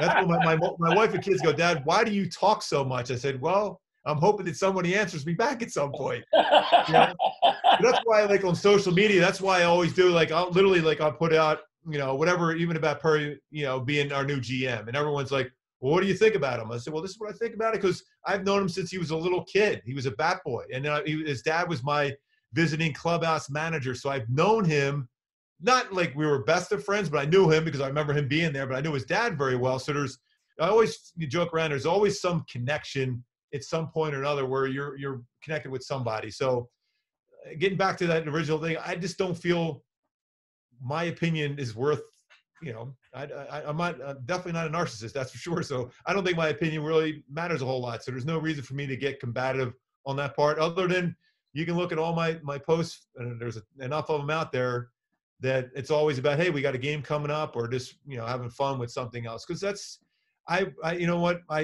my dad told me this, and I lived by this my entire life. He goes, it takes no effort to be a good person, but it takes a lot of effort to be a bad person. And that's what I live my life. I mean, I literally have lived my life that way, because there's no effort. All you do is, if you smile at somebody or say hi, boom. But if you go in there, if we walk by somebody and they ask for an autograph on the way out to the pregame show and I blow them off, they'll remember that. And, man, it's crazy, because I don't know if you guys know. People may not remember what you said or did. They'll remember the way you made them feel. Yeah. I mean, the crazy thing, Justin Kutcher is a guy that does a lot of games for Fox, Big Fox, from MLB to football to college basketball. So he told me the story, and it was crazy because here I am doing a national game with him, and this is on the air, and I had no idea of this. And so he was at Yankee Stadium with his dad. So he comes up and was asking a bunch of guys in the Royals for their autograph, and guys being baseball players, because some of them the way they are, boom, just walk away. So he came up and asked him, I go, oh, yeah, sure. So I signed it. And he literally told the story that he told his dad. He still has my autograph when he was a kid. He thought it was the coolest thing in the world that I actually took the time, not only to sign it, but to say hi and say, how you doing? And you play baseball, what position you play. So here we are doing a national game. Here's a play-by-play guy, a very good play-by-play guy, telling that story just because I did what my dad said. It takes no effort to be a good person. And it was pretty cool that I can't believe he was able to remember that story. But to say it on the air and make an impact, because he probably would go home if I had blew him off too, man, I don't know if I like this sport. I don't know if I like baseball, because every one of these guys has completely ignored me. That's the beauty of Mike Trout, though. If you ever watch Mike Trout, everyone goes, why does he do more to promote the game? Why doesn't he do more commercials? But that's why we show so much in the beginning of the game. He's walking in the on-deck circle. He's going to be facing Justin Verlander throwing 100 miles an hour. He's signing some kid's autograph, shaking his kid's hand. He's walking up to the batter's box. This young fan is going crazy. He hits a home run, and literally this kid's running and diving into his parents' arms. I mean, that's the beauty of it. When you make an impact as a player, or even what we're doing right now, because I tell me and Alex do it all the time, walking down there, it's amazing when you don't acknowledge somebody as you're walking by how much of an impact that can have negatively against you. So that's just the way I live. I don't know if that's real sexy or whatever, but that's just the way I am. I mean, it's just I'm never going to be a person that's going to be combative. And Alex, you know that. I mean, I can see you basically want to say, yeah, that's good. That's good, Meister. We're same. We're same. Yeah. We stop for everybody, even if it takes us 20 minutes to get from the desk up to the booth. Yeah. Well, at the risk of losing everyone, I can vouch for having known Trent since 2009, 2010. Trent is exactly this. I don't think Trent's ever had a bad day. So there's so much to be said for that. So Mark, you kind of answered my next question with respect to your career. I want to say you've stayed in your lane. I mean, it's been baseball as a player, now as a broadcaster throughout. So never any thought or consideration given to whether it's within broadcasting, other sports, or other professional pursuits, the national pastime. When I was doing the radio stuff, it inevitably turned into talking other sports. I mean, I like I said, I love basketball. I love basketball better than I did baseball. And hanging in the schoolyard back in Philly, where you have 17 dudes every single day, whether it was snowing, rain, cold, hot. We played basketball every day. And, basketball and boxing are the two big things back in Philly. Baseball, you only got to play like 3 months a year. It's not like out here in California where the weather's so good. I played baseball because I played stickball in the schoolyard. But I played basketball, I played football, had boxing. That was one of our PE classes, which, by the way, didn't work out real well for me. Especially when you face a southpaw. It's never good when you're righty going against a southpaw. It doesn't work out real well. But in hockey, because now I got some fake teeth with a hockey puck in the mouth too. So I played them all. I feel like I could talk and I had to do some stuff with when we launched Fox Sports Minneapolis. Literally, we were in the studio in LA. So we had the Minneapolis skyline. So we were actually pretending we were in Minnesota doing this show, and one of our basketball analysts couldn't make it. So I literally was breaking down Timberwolves basketball playoff game. But that's when they were really good. They were playing some pretty good Laker teams at that point. They were really Kevin Garnett and all those. They were really, really, really, really good. So that was easy. But baseball has been my life. That's all I've ever thought about. I never thought about anything more in my entire life because my dad played minor league baseball with the White Sox in the early 50s. Never told me anything about it. 3 older brothers, they all played baseball, all the other sports as well. But that's the only thing I ever thought about. And even though it played in an environment, especially with the weather, that not many people have ever played professional baseball from that Philly area, that's the only thing I ever thought about. I never thought about anything else in my entire life. And to get called up there when I made the big league club in Kansas City, it's the whole crazy story behind that's another one of those stories that will take forever. But to make the club and to drive up to the stadium where it was a little misty rain, and you go I-70 and behind there is the Crown where the Royal thing and the light was on. I'm like, this is surreal. It wasn't real. I remember calling my dad on the phone in the stadium. I'm thinking, I don't know how to get a hold of anybody, because at that point I didn't even know I was on the team. I told my dad, I said, Dad, I think I made the team. He goes, really, son? He goes, we'll never wake up from that dream. I said, well, you know what? I never will. And I always tell that story. I still have not woken up from that dream, because I'm still living the dream of playing the game and talking about the game. And it's never really been a period of time where I wasn't doing it. So it's been, I want to say, since 81 I signed. So here we are in 2020. I don't want to date myself because I see a lot of young people on this thing. I was 5 years old when I signed back in 81. Isn't there a famous line about what do you do when your real life exceeds all your dreams, and the response is keep it to yourself? Yeah.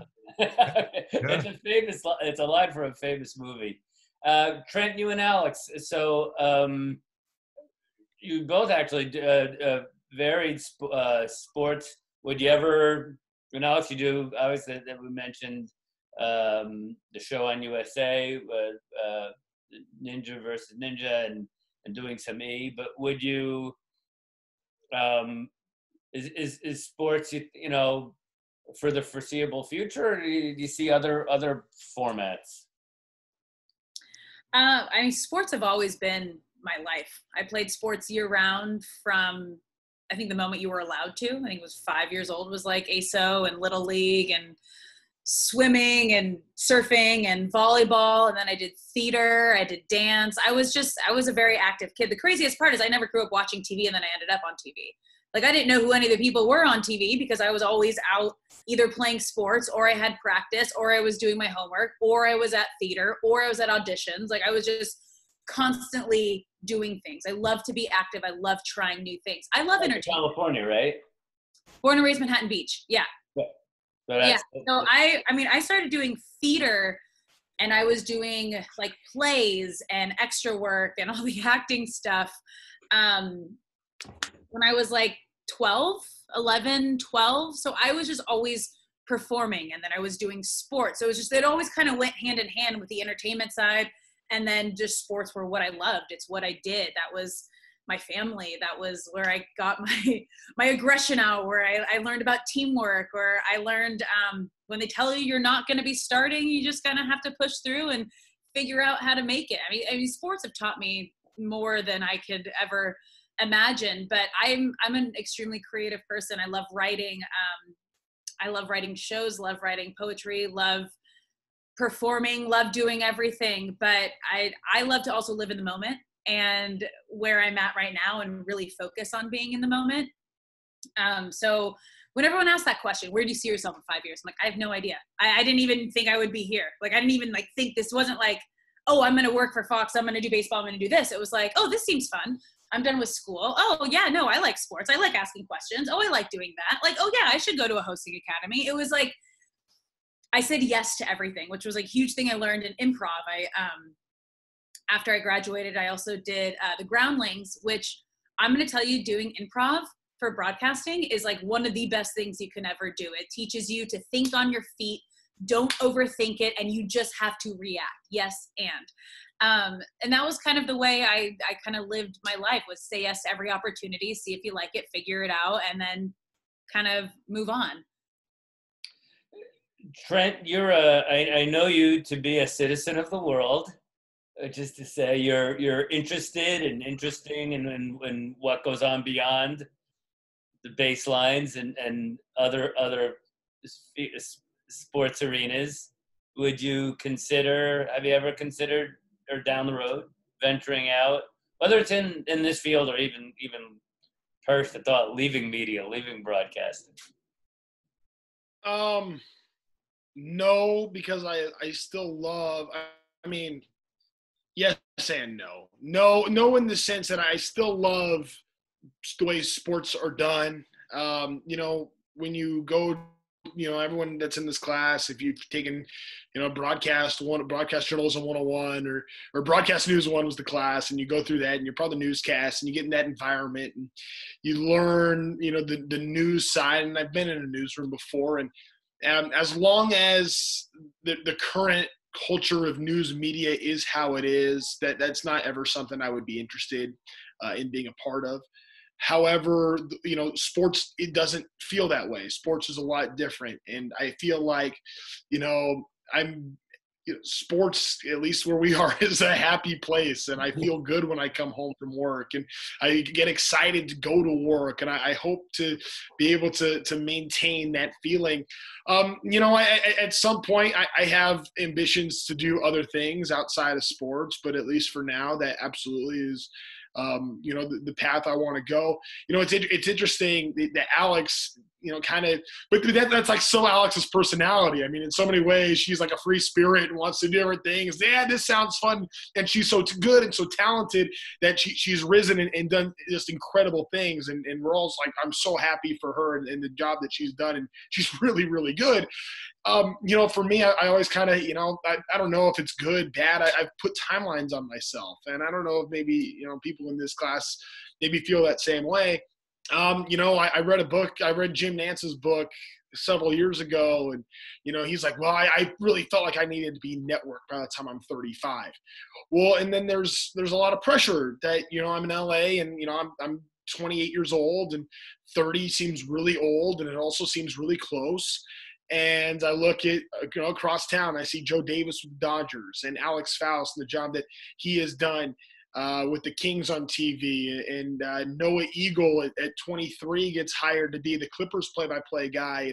And, I'm doing a lot of the same things I was doing 3-4 years ago. And it's hard to have that bigger picture perspective of, hey, all the things I'm doing now, we're going to be building for something greater. I think it's really easy to lose that focus. And, you say I never have a bad day. Well, I have a bad day. I should have a bad day.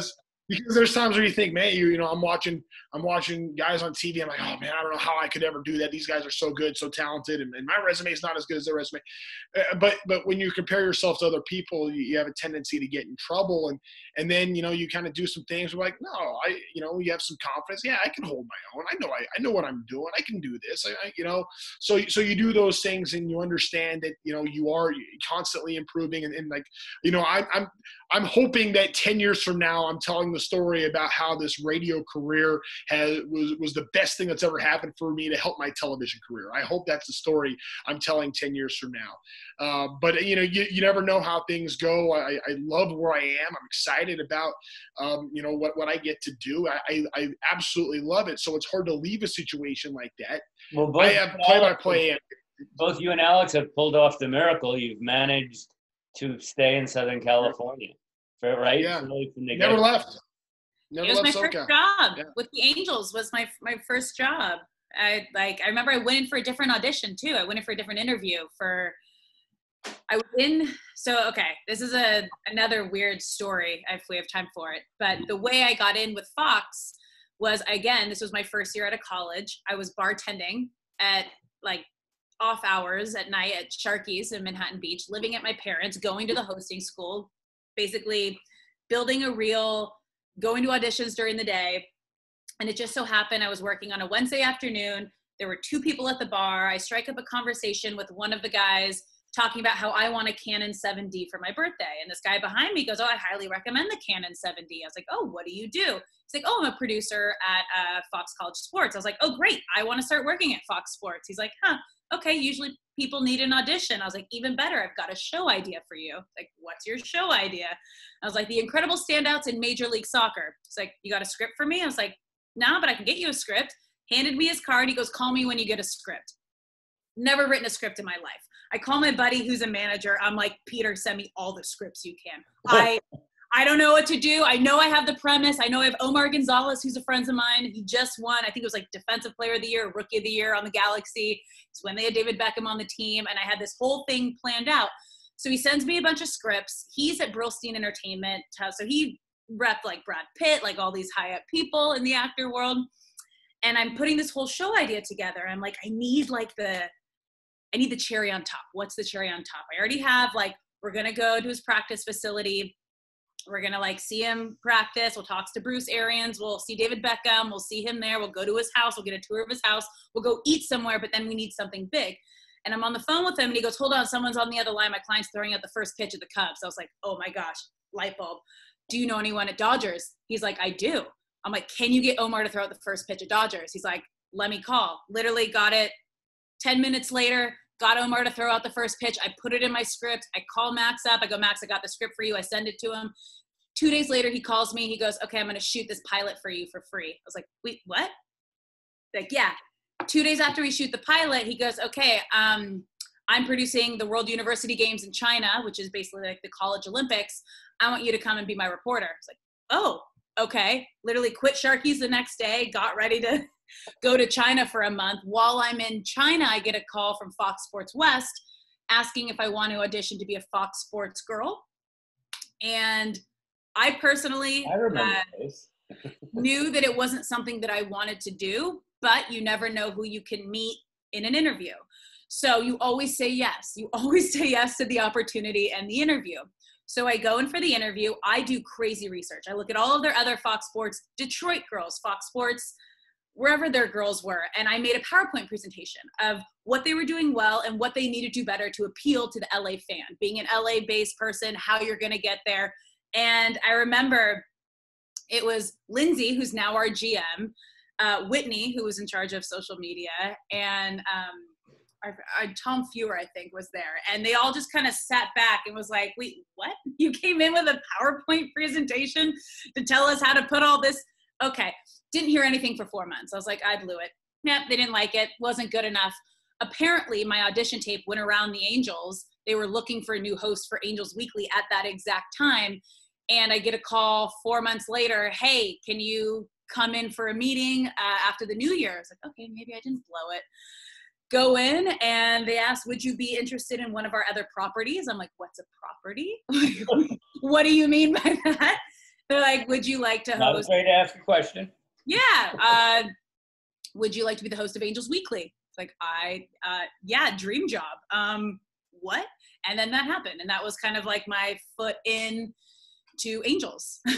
And I started with all of that stuff, and then built, obviously, the relationship through the Angels, and from there, from Fox, and then they gave me Kings Weekly, and then they put me on high school football sideline, then they put me on Kings sideline, and then they put me on Angels sideline, and then they started letting me host the show. And they did a really great job of working with me and building me, and were giving me these amazing opportunities to really just grow my skill and my talents.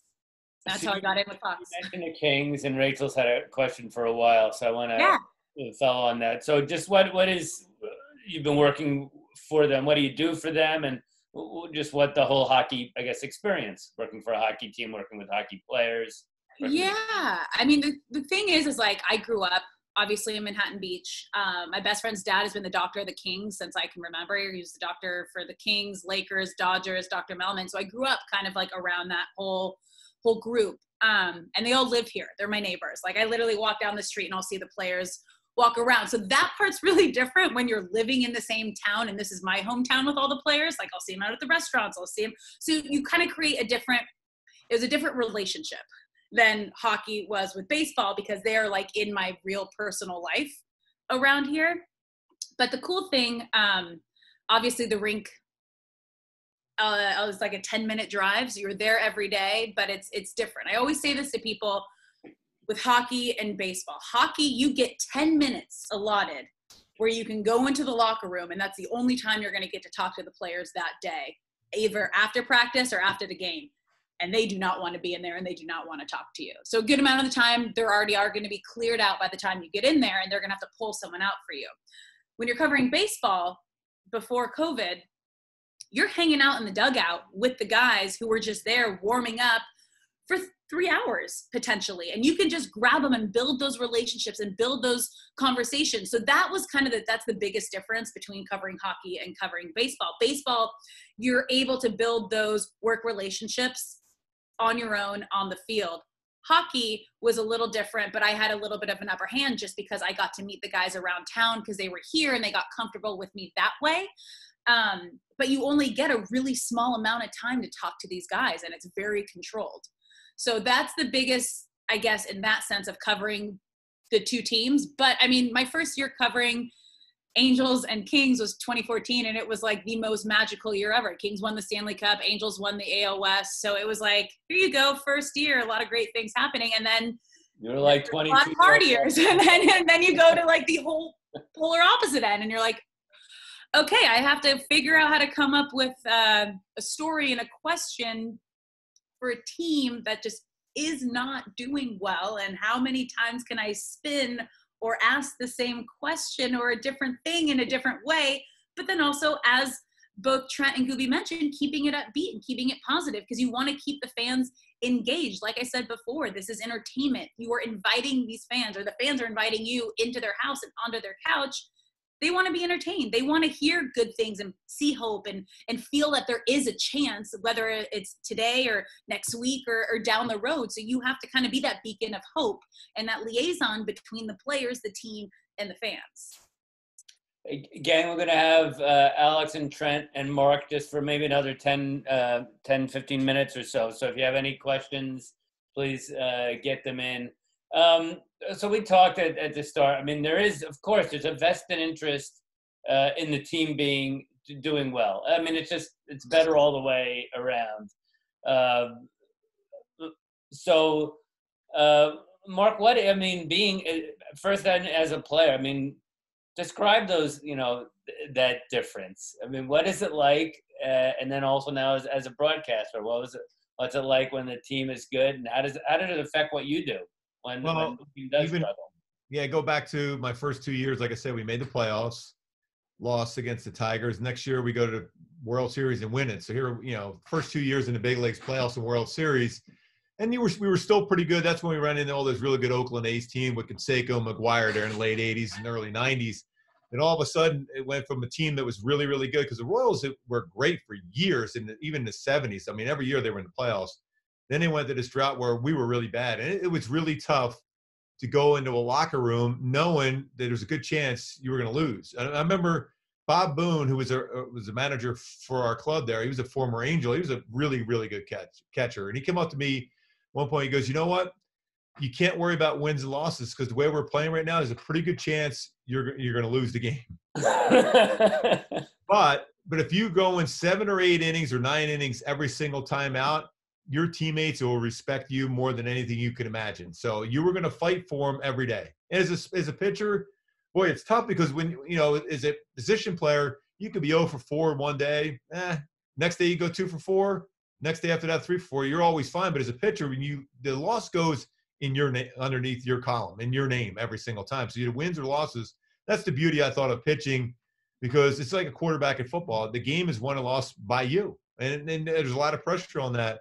But going in there knowing there's a chance you're going to lose that day, but all you wanted to do is gain respect from your teammates that you were fighting every day. And you were never going to give in, even though they weren't necessarily going to score you any runs. They might not have made plays behind you. And the same thing now it was easy early on, my first few years. Geez, the Angels were winning 97, 98 games, 100 games, and even go back to Alex talked about 2014. It is a complete layup doing a game when you win, because that you can just say, look what's going on there. Especially on the TV side, they could see it. But when it changes the other way around, like in 2020 here, where you're trying to, not only was it difficult because you're doing games, whether we were doing the games on the road in a trailer, not even at the ballpark, or at home when there's no one there. So you have no energy from the fans. And then when you're on the road, you're doing it from a trailer, and everyone else knows how different it was when you're out and, Alex is out there underneath the hats when there's no one, not even any cars in the stadium, around the stadium. So everything was difficult. And then you're trying to explain, you go into how great it was, signing Anthony Rendon or Trout, passing Tim Salmon and going for the all-time record for home runs, in the franchise history. All those things you try, Anderson Simmons making a great play, David Fletcher hitting a fastball that was about 4 feet over his head down the line for a triple or something. All those things made it easy. But, I mean, I look over on the other side when, Joe Davis and Oral Hershiser are good friends of mine, but, I mean, the Dodgers go for that stretch where you can just literally sit back and have a soda and just go, well, they're scoring 9, 10 runs a game and giving up none. So it's easier. So that's why I always felt like it's when you're really trying to paint a really cool painting where there's stars and then there's co-stars. You try to paint the stars in your team, your big time stars, the Trouts and the Albert Pujols, the way they are, but then you always try to get the other guys. Like when we had that magical game a couple years ago on the night where we honored Tyler Skaggs and they threw that no-hitter. I mean, that for me, there's never been a game that I've ever been involved in, and I'm talking about winning a World Series, running out there on the field of Game 7, where I know we won the World Series as a player. I've never experienced anything like that because that should never have happened. And here we are doing the game that day, and I'm talking on talkback. I'm telling our directors and producers, this is in the 6th inning. Go, I cannot believe this is happening. This is going to happen. You have Taylor Cole starting the game. He went 2 innings. You know, they both him and they have ERAs in the 6s and 7s, and they're walks and hits and everything like that. With Felix Pena comes in and goes 7 innings after that with just a walk. So there's no rhyme or reason that should have ever happened. Otherwise, the runs scored and Trout in a home run, 454 feet. I mean, that's ridiculous. 45 back and forth, the way that number was. It was insane, had it all. But I remember finishing that game being exhausted, yet one of the most incredible feelings I've ever felt as a human being, because there's no way or rhyme or reason that should have ever happened. But it did, and it's something I'll never forget. Being a part of that, we're all part of that broadcast, that there'll never be anything like that ever. I mean, I know the Angels won the World Series in 2002. There's a great comeback in Game 6. We did that in Kansas City in '85 and then won Game 7. But there was something magical about that night. It was like there was something weird in that stadium that night that should have never have happened, but it did. And to be part of that was something, you know what? For the rest of my life, I'll never forget that, ever.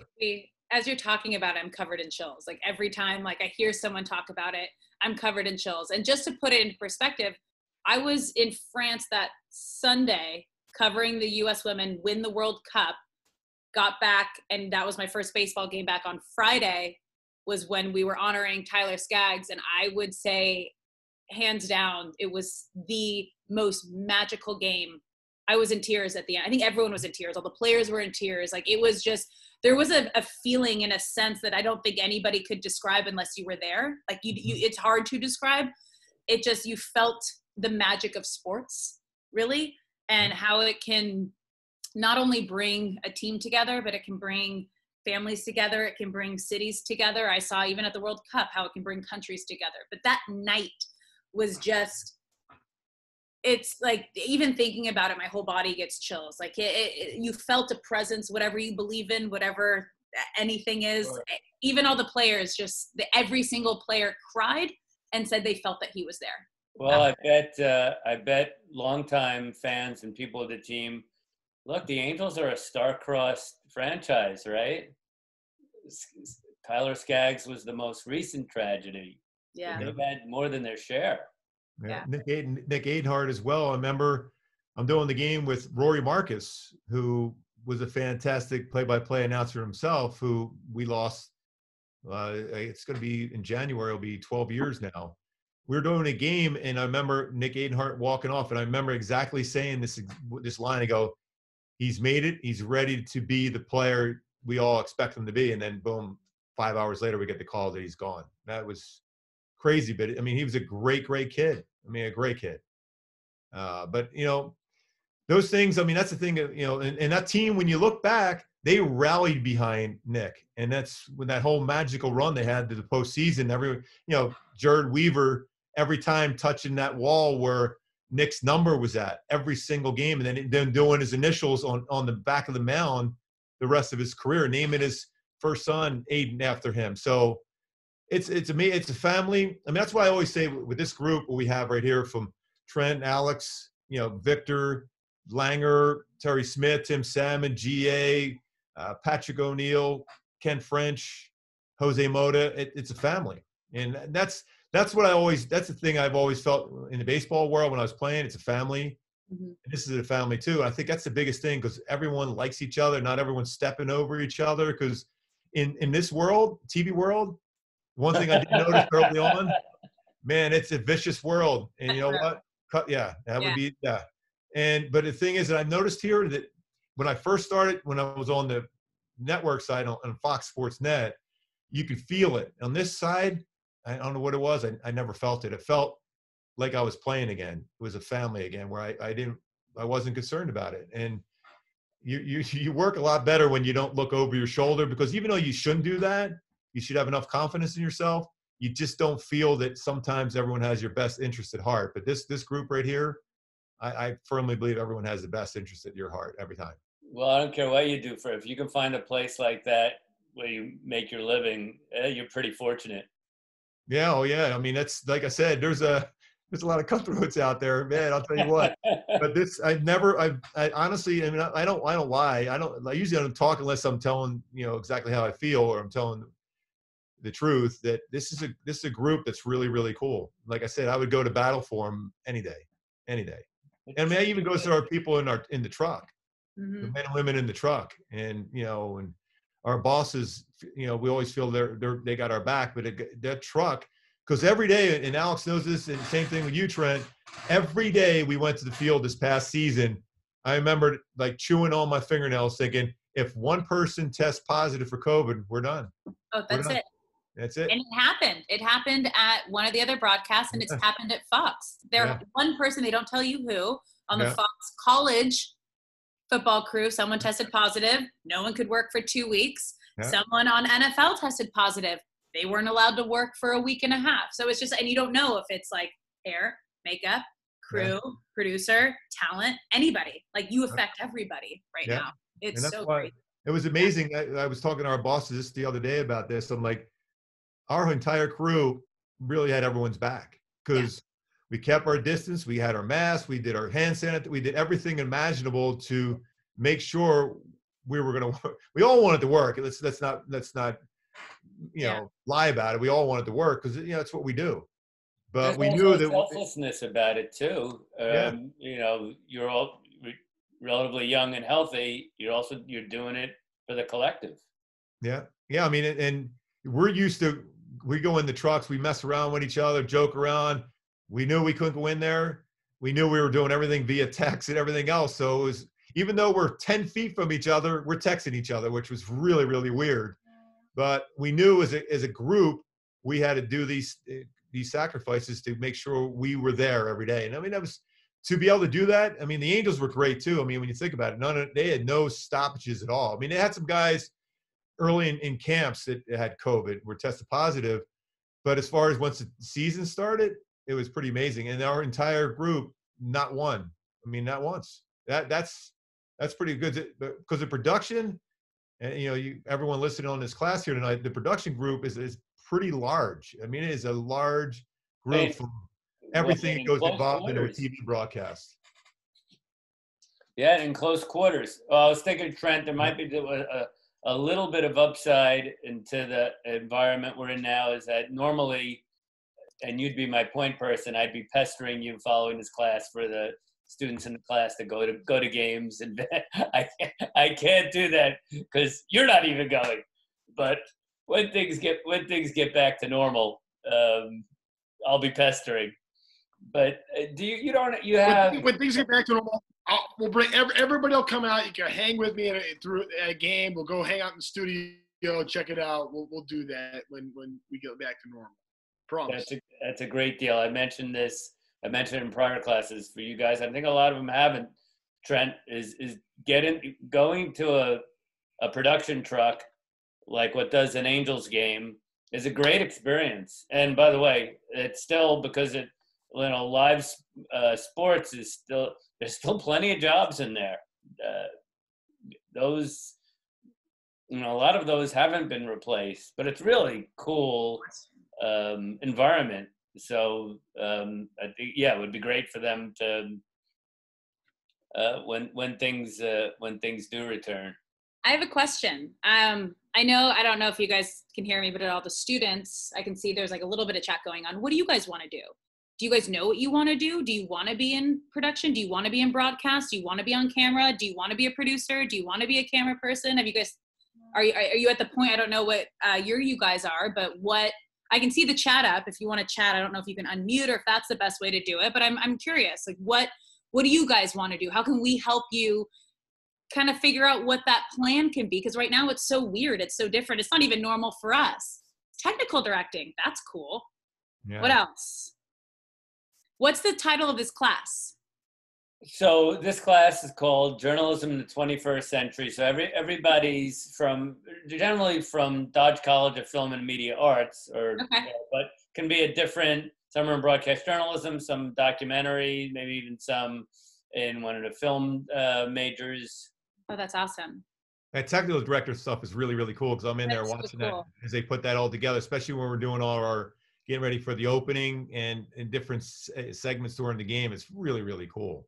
Ooh, social media marketing is huge. And I'm going to tell you, this is like a really new kind of job that's come into every sport. If you're good at social media and you are good at tweeting, creating content, like that is a full-time job that you guys can do. And teams need that. And what they want is the younger generation. They want that young voice because that's who you're connecting to, is that younger generation. So I guess for anyone there, production for advertising. Yeah.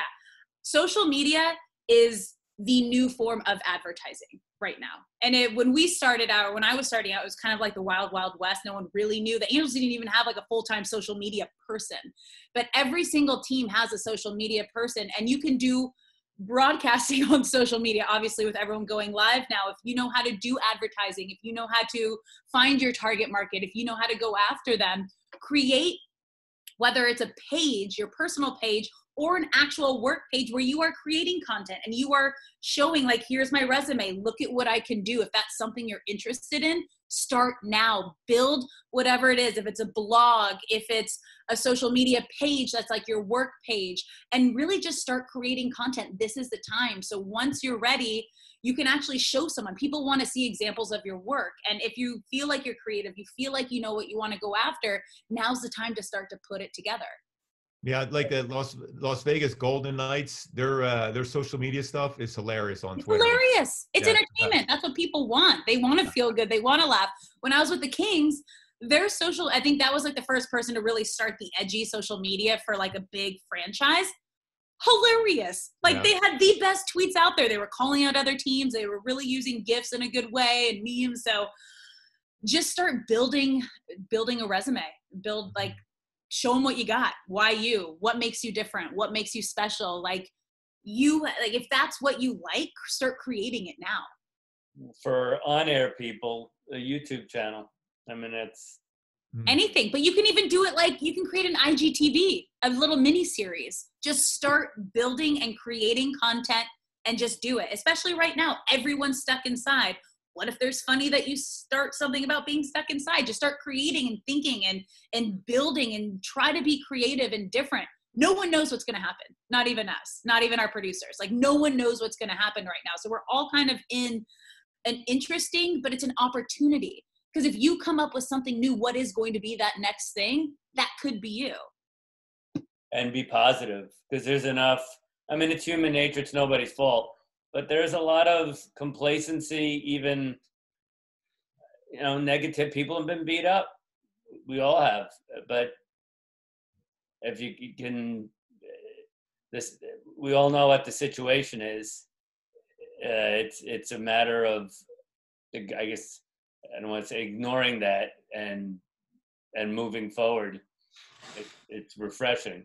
Trent, you saw all this, like this being your own brand. You saw all this before it was in vogue when you were in high school, right? I wish I would have cashed in better. No kidding. Yeah, we started doing this stuff in like 2006, 2007.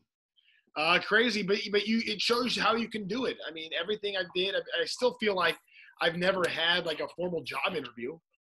It's just kind of how I've done everything. It's been, you meet people, connections. It starts with you do something somewhere and someone sees your page on LinkedIn, Twitter and Facebook, and they like it, and you kind of get to know people. And, I guess my interview with the Angels was formal, but that's basically been it. It's just kind of crazy how that's all been gone. Well, we do have a moment. I want to go back just really quickly to that game back on July 12th. Of 2019, the Tyler Skaggs game, the no-hitter we were talking about.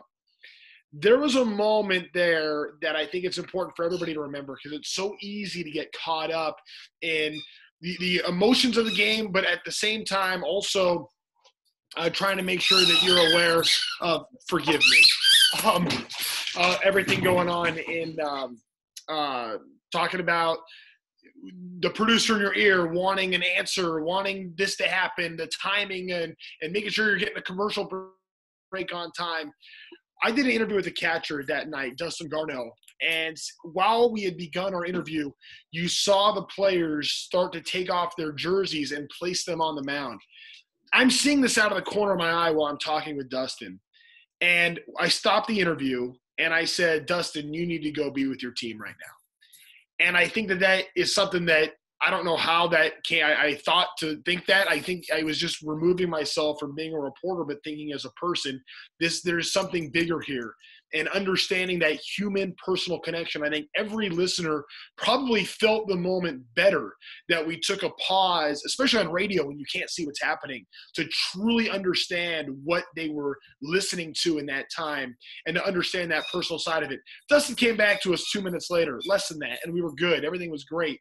And we got the emotions of that, but never losing the personal touch and never getting caught up in being a reporter, but to always be a human being first is probably the biggest thing that you can take from a situation like that. And that also goes into everything you guys said you wanted to be in: technical directing, broadcast, advertising, marketing. Those are the moments that you have to be so aware of and grasp and make sure that you're paying attention and you capture that moment. I mean, the fact that the camera was able, whoever the director was, to see that all the players were going there, that's the picture and that's the video that went viral and was on every single news outlet, every single broadcast the next morning, was seeing everyone go over and lay the jerseys down on the mound and everyone taking it off their backs and just having Skaggs and 45 all around the mound. And that those are the moments and those are the emotions and those are the connections that everyone wants to see. And that goes for every single job in production. That had to be everyone on board and on the same page. Yeah, they were amazing. Just talking to them, because I went down there to the truck right after that game, and the hugs and the crying and the tears and the emotion they felt, because you know what? They did the show. We were this talking heads.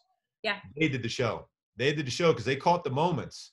Because, you know, on the TV side, you're always taught to let it breathe. You don't say a word. Let the emotions, let the players, let the fans do all the talking. But they're the ones that caught all those moments. Because even looking back at that, because we did a production thing, you know, earlier last year, or the following year with all the Fox people, and they showed that exact broadcast. And everyone, you know, from every different region in the country are all watching the same stuff, because we're up on the stage and here we are, we're all tearing up again. It was like, it was so emotional. And then you finally could breathe, and then you're going right through it because you felt like you were right in it again. It was all because of the production. It wasn't us. It wasn't Victor. It wasn't me. It wasn't Alex. It wasn't anybody else involved in the game. It wasn't Trent. It wasn't Langer. It wasn't Smitty. You know, on the radio side, but on the TV side, it was all those men and women in the truck that did everything. Everything was like, and because I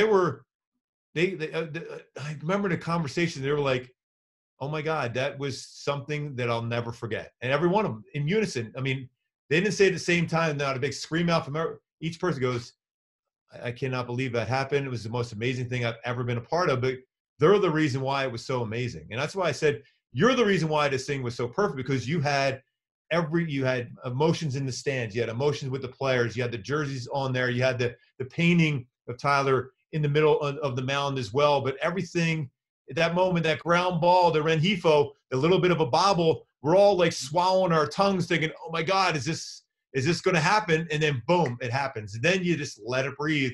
And that's when everybody in the truck takes over, because they found every different emotion, every tear, every hug. It was really, really cool all the way through. That's why I still think that would be something that'd be cool to do down the road, work in the truck, because that energy level, that stress level, which is a cool stress level, but everything is on your shoulders. It's like being a pitcher again, because that truck is your lifeline. And there's so many cool things in the truck that go along every single game. They're the ones that are like, even when we did that press conference for Perry being our new GM, they were there at 5:30 in the morning.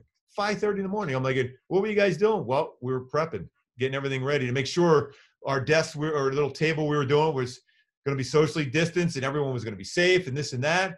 And they had every different camera angle where the sun was going to be at 1 o'clock and all these things. Thinking, wow, that is pretty cool how they do that. And I respect them. That's why we hang out all the time, especially when we're traveling on the road, get them a bite to eat and have a cold one after a game, because you know what? They put it all together. They really do. I mean, we're just lucky to have people like that to guide us. They're the captains of the ship. We're just hanging around for the flight.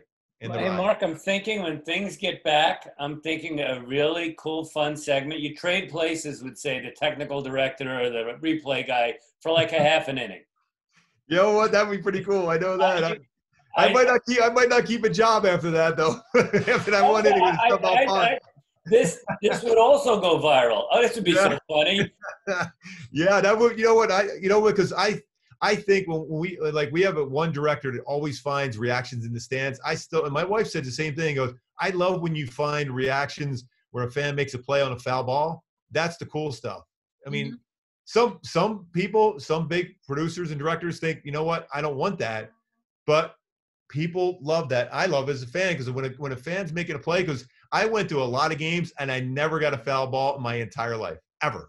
Then again, I was always up in the upper level, so it was going to be difficult to make a play back in Philly. But still, I mean, I would have gave anything in the world to get a foul ball. Never got one in my entire life.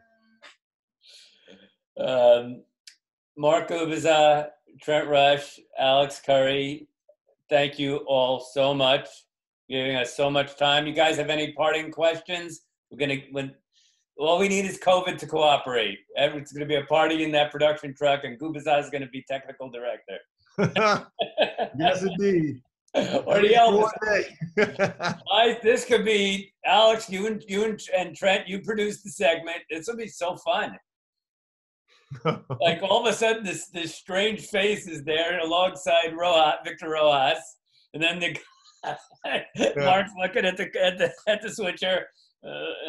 Oh yeah, when you see it, it's so funny. Like at every once, like this year especially, because when you're doing these games, we're literally in a trailer. I'm thinking I'm Larry the Cable Guy there for a while. Victor and I are like a mile apart from each other, and when we look in there, you look inside the truck. There is so much stress. So they have a camera in there. We have a little camera in our thing as well, the trailer. So we're seeing each other. We're seeing you can see the stress level as the game gets going, and got to get out for the commercial time. All these things are into play, but you don't really realize it till this past year, where we're so in these confined areas where we're seeing the stress level. But it's a great thing, because it's their baby. When they're done, they go, you know what? I raised my baby well. They did a great job. So that's what I always felt. These guys do an incredible job every day. Well, and there's a reason almost everyone, you mentioned all the on-camera people, I bet you could do the same, running down all the people in the truck. They've all been there a long, long time. Oh, yeah. Yeah, but also you're seeing the professionals, the young blood in there right now, too. They get it, because I like my son's kind of getting involved in that himself, where they have a little different point of view, and that's why I think it's great when you have the younger generation getting in that truck, because you get set in your ways, as we all know as we're getting older. This is the way it should be, a cookie cutter. But when the younger people get in there, they have really good ideas, and all of a sudden, boy, your brain's really rebooting itself too. So I think that's great for anybody who wants to get into this business. It's a grind, but you know what? It's a fun business, because you know what? Every day you're an artist. You're painting a picture. Hey, I say. So AJ had a question. You have to wait to get into the truck. Well, we're in the off season, of course. Then we're not even allowed in there. Yeah. Right. So I guess you have to wait for COVID, and then, well, we'll look into it. We'll look into it then. So, so I just want to say I love my Panthers. As Pete mentioned, I am one myself. So shoot me an email. I posted it here. Would love to connect with anybody. If I can help in any way, you want to get a play-by-play, whatever, just shoot me an email and let's talk, because I'm all, that's part of the Chapman family. We've done this for a long time. A lot of people that have come through that are Panthers have helped me. So if there's somebody I can help, I want to make sure we can do that. Thank you very much, Trent, Alex, Mark. Thank you guys so much for generous with your time and it was great. Much appreciated. Hey gang, I'll email it to you also. I put up the information about evaluating the class. I'll email it to you. So if you guys could just take a few minutes in the next, I think it's like 10 days to do that. That'd be great. We got one more class. Got some few good guests. Hey Peter, I won all A's by the way here. I won all A's. Come on, let's go. They had to listen to us for this long a time. They got to get an A. Trent will testify. You got to work. You have to work at not getting it with me. But they do it. Yeah, I think they're in good shape. So I will see you guys. Please give me an A. That would be the first one I ever got in my life. Please give me an A. Thank you guys. Everyone have a great night. I'll send you that email with the evaluation info and, of course, a copy of the class. And you guys. Thanks for the shout out, Rachel, too. I read that. That's so cool.